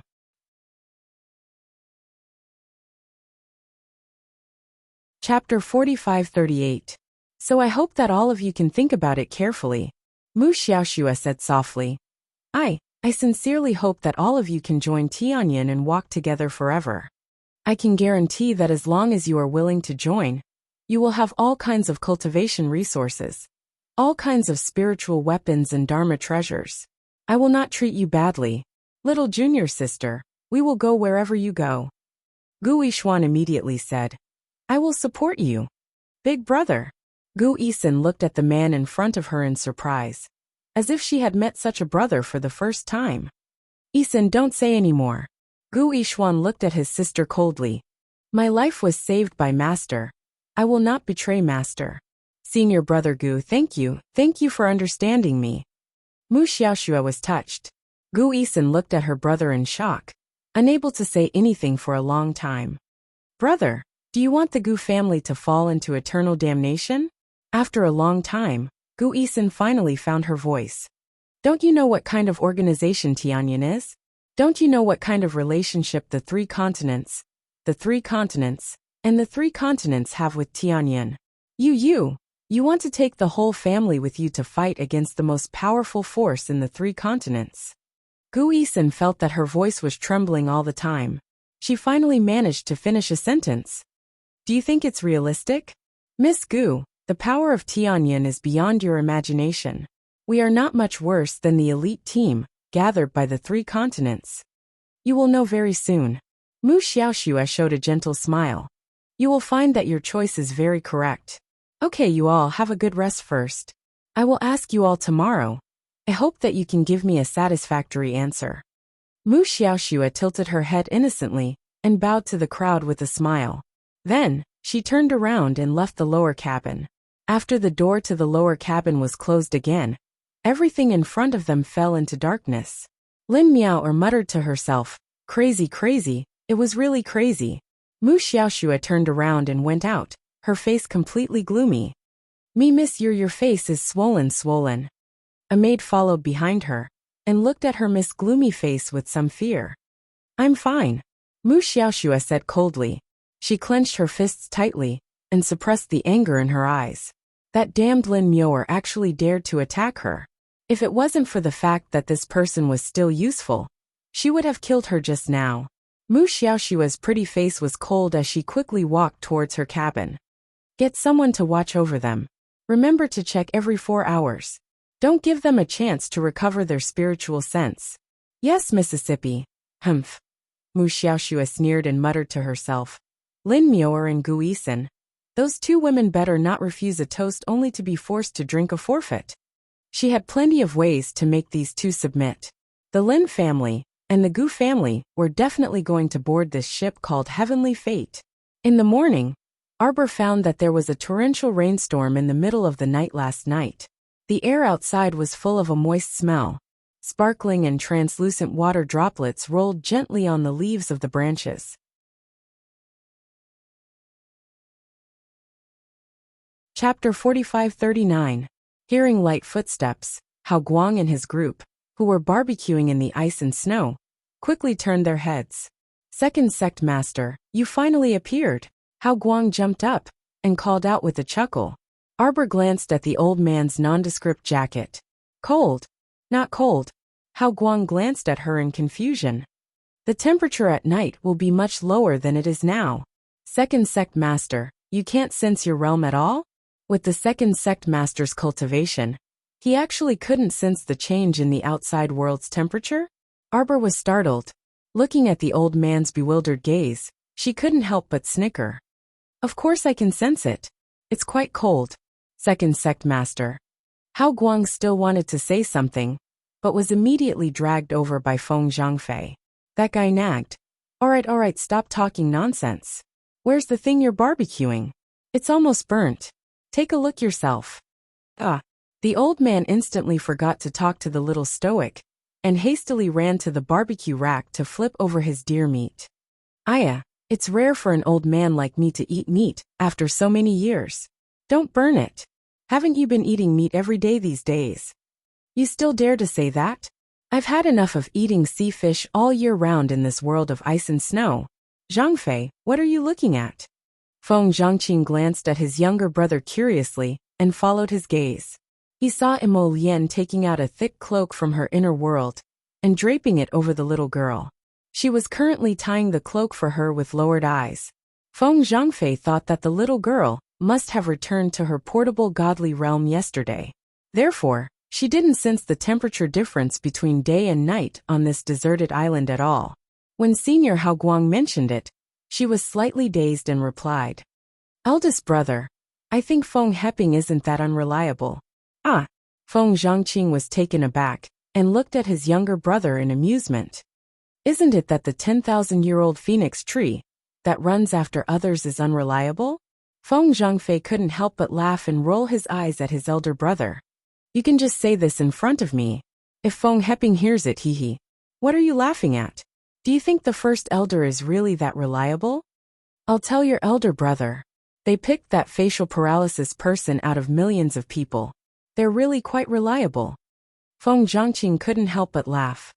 Didn't you always find her unpleasant? What's the matter? Do you really want to marry him? Fuck you. Feng Zhangfei casually threw a punch over.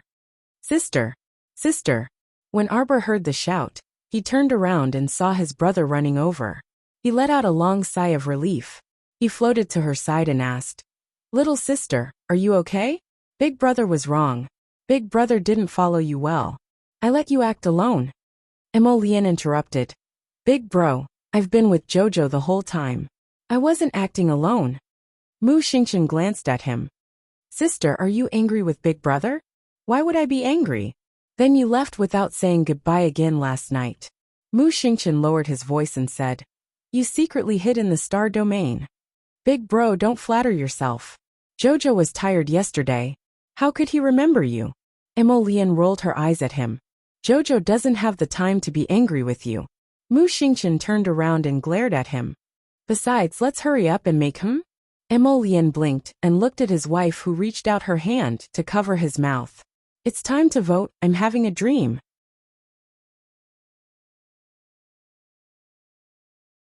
Chapter 45-40. Mo Lian looked at her aggrievedly. Wife, why did you gag me? Wasn't he chatting with Big Brother?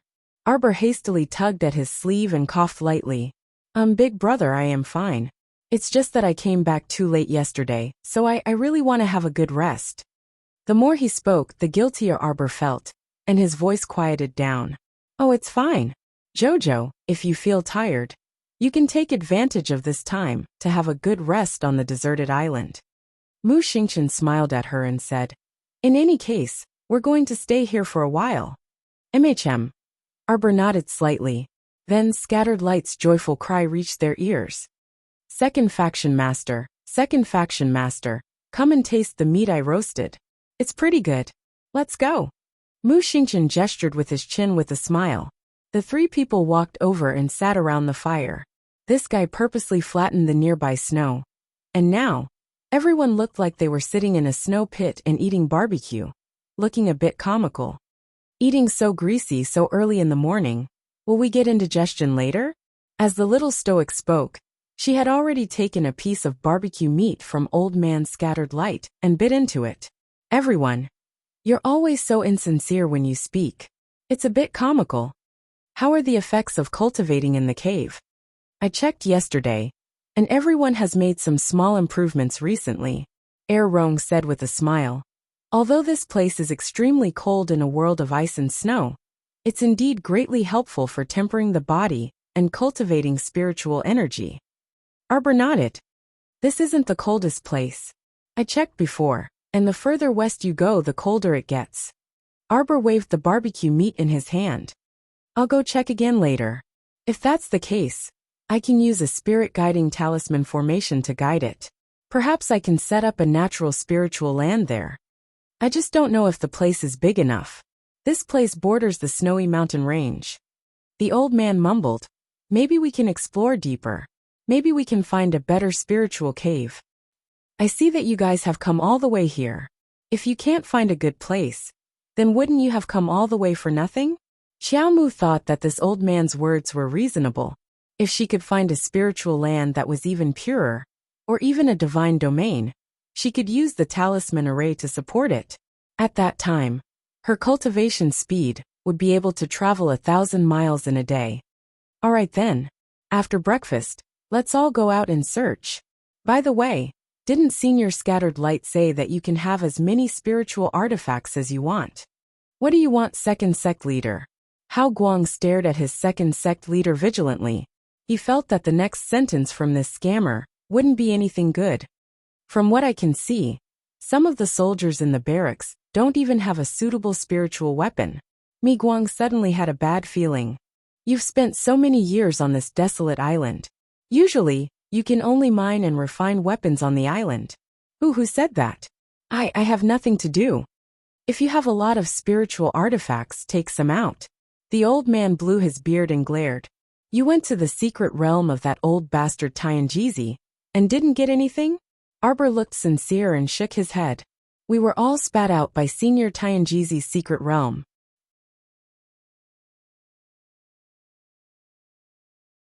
Chapter 45-41. And Wushuang nodded. Yes. She sighed with a faint sorrowful expression. We said we would find a good artifact refining cauldron for Big Brother. But in the end, we couldn't even find a hair. This son of a bitch Tianjizi really isn't a good person. Hao Guang cursed and fiercely gnawed on a chicken bone. I'm telling you guys, this old man still has to take those good toys with him, and sleep forever underground. Arbor silently took out a cup of spirit tea and slowly drank it. The old man suddenly paused his movements, and his nose very sensitively sniffed again and again. His wrinkled and shining old eyes stared at Arbor. Second sect master, this tea of yours? You must have refined a lot of scrap metal, Arbor said unhurriedly. If it's not tens of thousands, it's probably in the thousands. Second sect master, this tea of yours, what kind of tea is it? It smells pretty good. How about, Arbor didn't give him a chance to continue speaking and interrupted him. Take out 800 spirit tools first. The old man had the urge to vomit blood. What? Sigh. Arbor sighed. Not only do I have spirit tea for you to drink, but I also have a type of spirit bamboo shoot. It has a pretty good effect on prolonging life, replenishing qi, and regulating breathing. Oh, I wonder if you've eaten the colorful divine fish before. The old man's saliva was about to drip down. He looked at Arbor with his mouth wide open and suddenly closed it. I have to taste it first. Arbor thought for a moment, and then took out a cup of spirit tea from his inner world and handed it to the old man. He took out a bowl of colorful divine fish and spirit bamboo shoot soup that he had prepared beforehand and handed it to the old man. Try it. Everyone's gaze uniformly fell on the bowl in the old man's hand.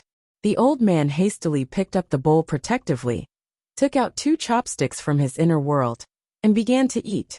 3 minutes later, the old man put down an empty bowl and stared at the little stoic in front of him with shining eyes. How is it? Arbor asked unhurriedly. I have to eat this while I'm on the island. Oh. Arbor nodded. Do you think that's all I have? Let me tell you, the ingredients that I have are filled with spiritual energy and divine power. I guarantee that you won't get the same ingredients after eating them for a month. I will provide you with 800 spirit weapons every month. 1,000. Deal.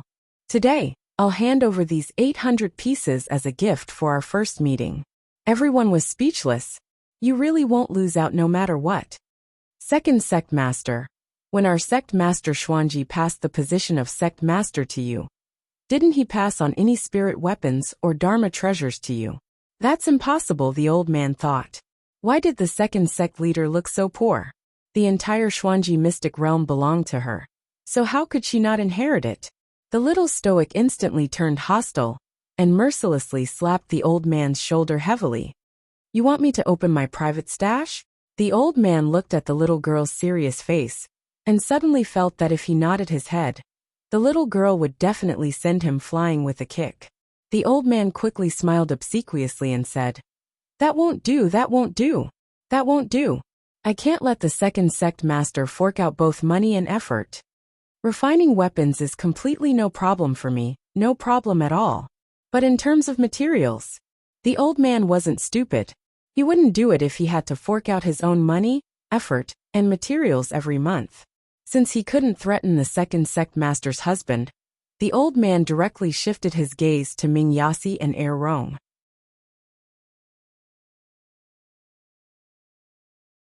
Chapter 45-42.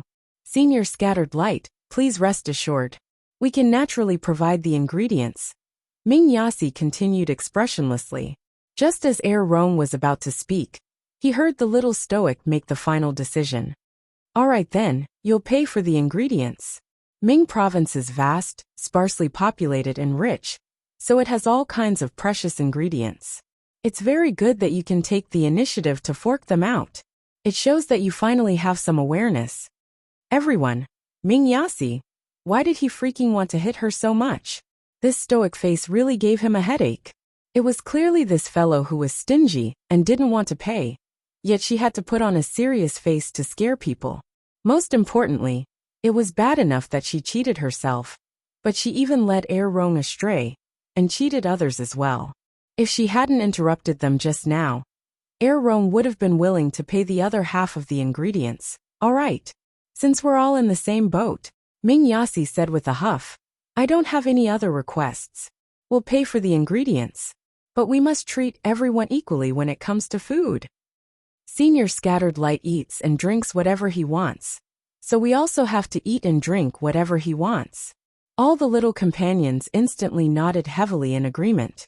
Earlier, when they freaking watched Senior Scattered Light eat until he was snoring, they were about to drool. The little stoic glanced at everyone present with a somewhat conflicted expression. Her gaze actually contained a bit of indescribable meaning. Feng Zhangqing almost laughed out loud. This fellow's expression was clearly saying, you bunch of foodies are really worrying me to death. Seeing that we're all allies in the future, then let's do it this way. Arbor nodded and counted the number of people present. It didn't seem to be a lot. At most, he would provide some ingredients and let them cook on their own. However, if they wanted to eat Jojo's food, it wasn't impossible. Senior Scattered Light, what do you think of the soup just now? The ingredients were very delicious, but the chef really isn't much. Scattered Light snorted and said, that fish should have been roasted. It's such a good divine fish, yet it's roasted to a crisp. Most importantly, why did you throw it into the soup after roasting it? What kind of bizarre method is this? The corners of everyone's mouths twitched.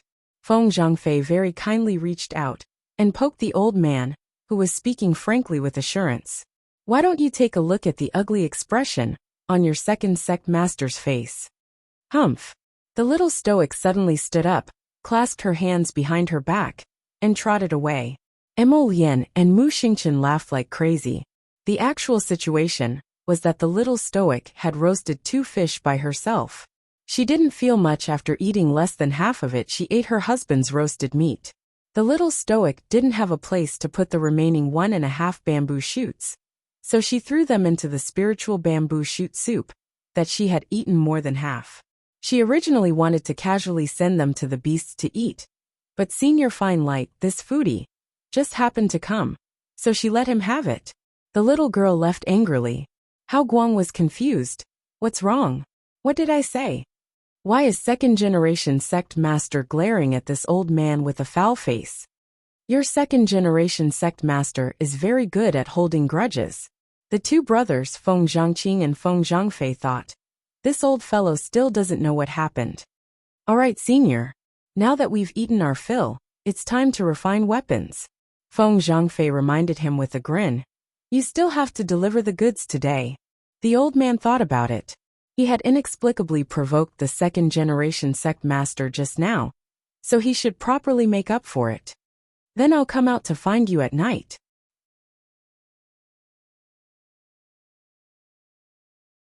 Chapter 45-43. The old man looked a little pitiful as he left. Everyone looked at him silently, and could only shed tears of sympathy for him in their hearts. After offending Master Jojo, he probably wouldn't have a good time for a while. In the next few days, Arbor and the others started to search every place on the deserted island. Every inch of land was worth an inch of gold. Walking to the west, they could see the undulating snowy mountains. At a glance, it was hard to see the end. The old man took the time to tell them that the terrain in the depths of the snowy mountains was quite complicated.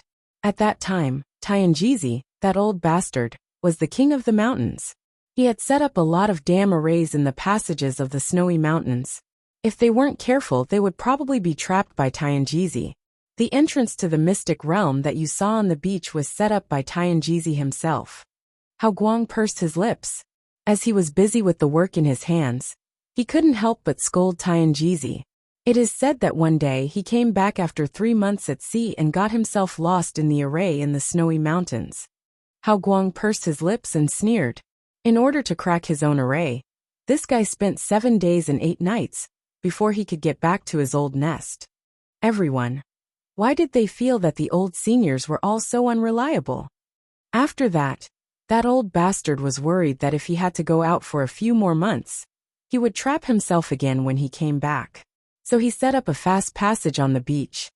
Hao Guang snorted. What else do you think? How could he set up an entrance to the mystic realm on the beach? That's Tianjizi, that old bastard, for his own convenience. Arbor said expressionlessly. No matter how bad he is, it's impossible for him to make a mistake about the array he set up. You took advantage of the time when he was away to enter the snowy mountains and destroy it, right? Hao Guang. Yes, I did it. Not to mention that he's dead now. Even if he's standing in front of me alive, I'm not afraid to say it to his face. So you should have drawn a map of the complicated array in the snowy mountains, right? Hao Guang. How did you know? Second sect master. Aren't you a little expert at drawing? Arbor reached out his small hand. Show me. According to the map provided by the old man, Arbor raised a nondescript line map in his hand and studied it carefully for a while. Go ahead, and you should be able to reach a flat valley. In fact, the area of the snowy mountain range was very wide. If one were to extend forward, it could encircle half of the entire river of forgetfulness. Looking from afar, it was like a snowy mountain that stretched up and down. It stood on the surface of the sea all year round, and it was a rare sight. Along the way, Arbor and the others avoided the array that Tianjizi had set up in the snowy mountain range. The map drawn by old man Hao Guang was quite reliable. Most of the mechanisms and formations were marked out. Even if there were some omissions, it was not a big problem. I didn't expect the deserted island to be connected to the depths of the snowy mountains. Crown Prince Rong sighed softly. This place seemed to be desolate. But who would have thought that the snowy roads inside were really interconnected and complicated? They traveled all the way from the deserted island to the depths of the snowy mountain range, after crossing over a dozen miles of the sea. So when we first entered Tianjizi's secret realm from the beach on the deserted island, we were actually teleported so far away. And Wushuang asked curiously. That's right. Emolian nodded. If it weren't for Hao Guang, we probably wouldn't have been able to find Tianjizi's secret realm.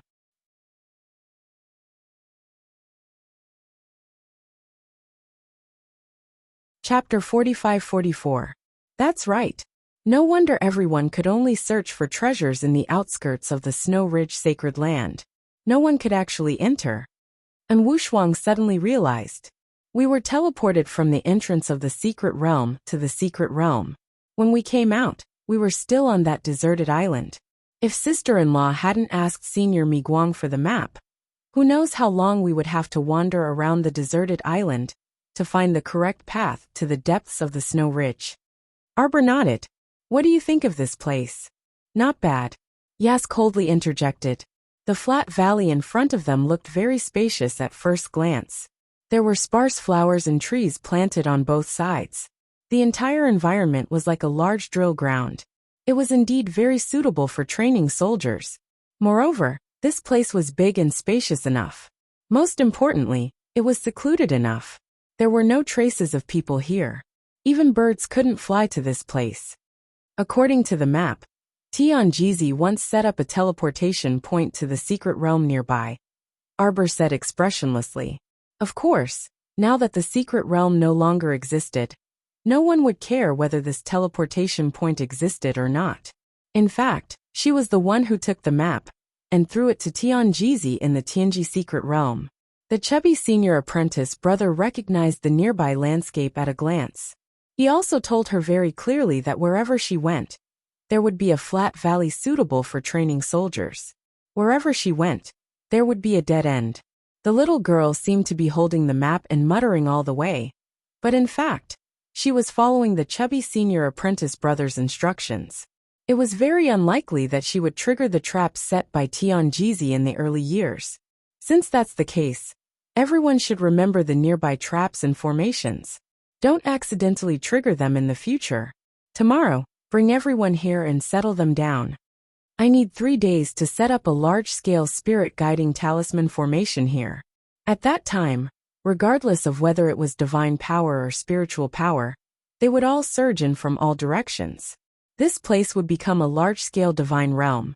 The talisman formation could last for at least half a year. And they probably had less than half a year left. Seeing Tianjizi's recent actions, Arbor suspected that they had completely lost their patience. It was night.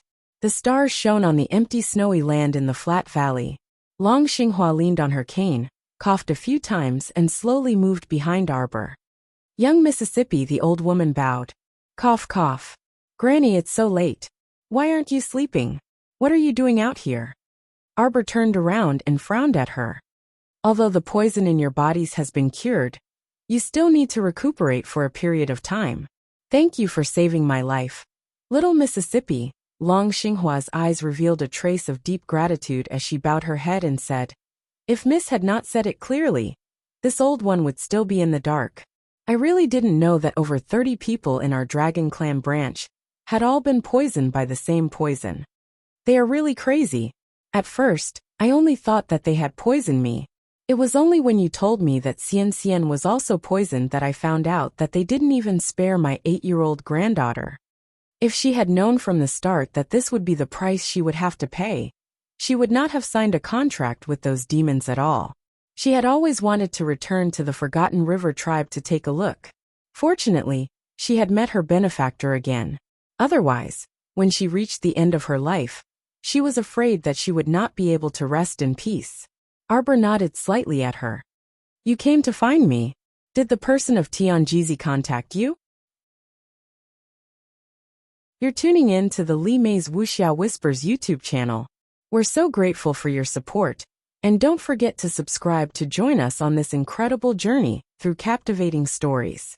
Your generosity through donations truly makes a world of difference, as it's the primary source of revenue that allows me to expand and enhance this channel for you. Thank you from the bottom of my heart for being a part of this adventure.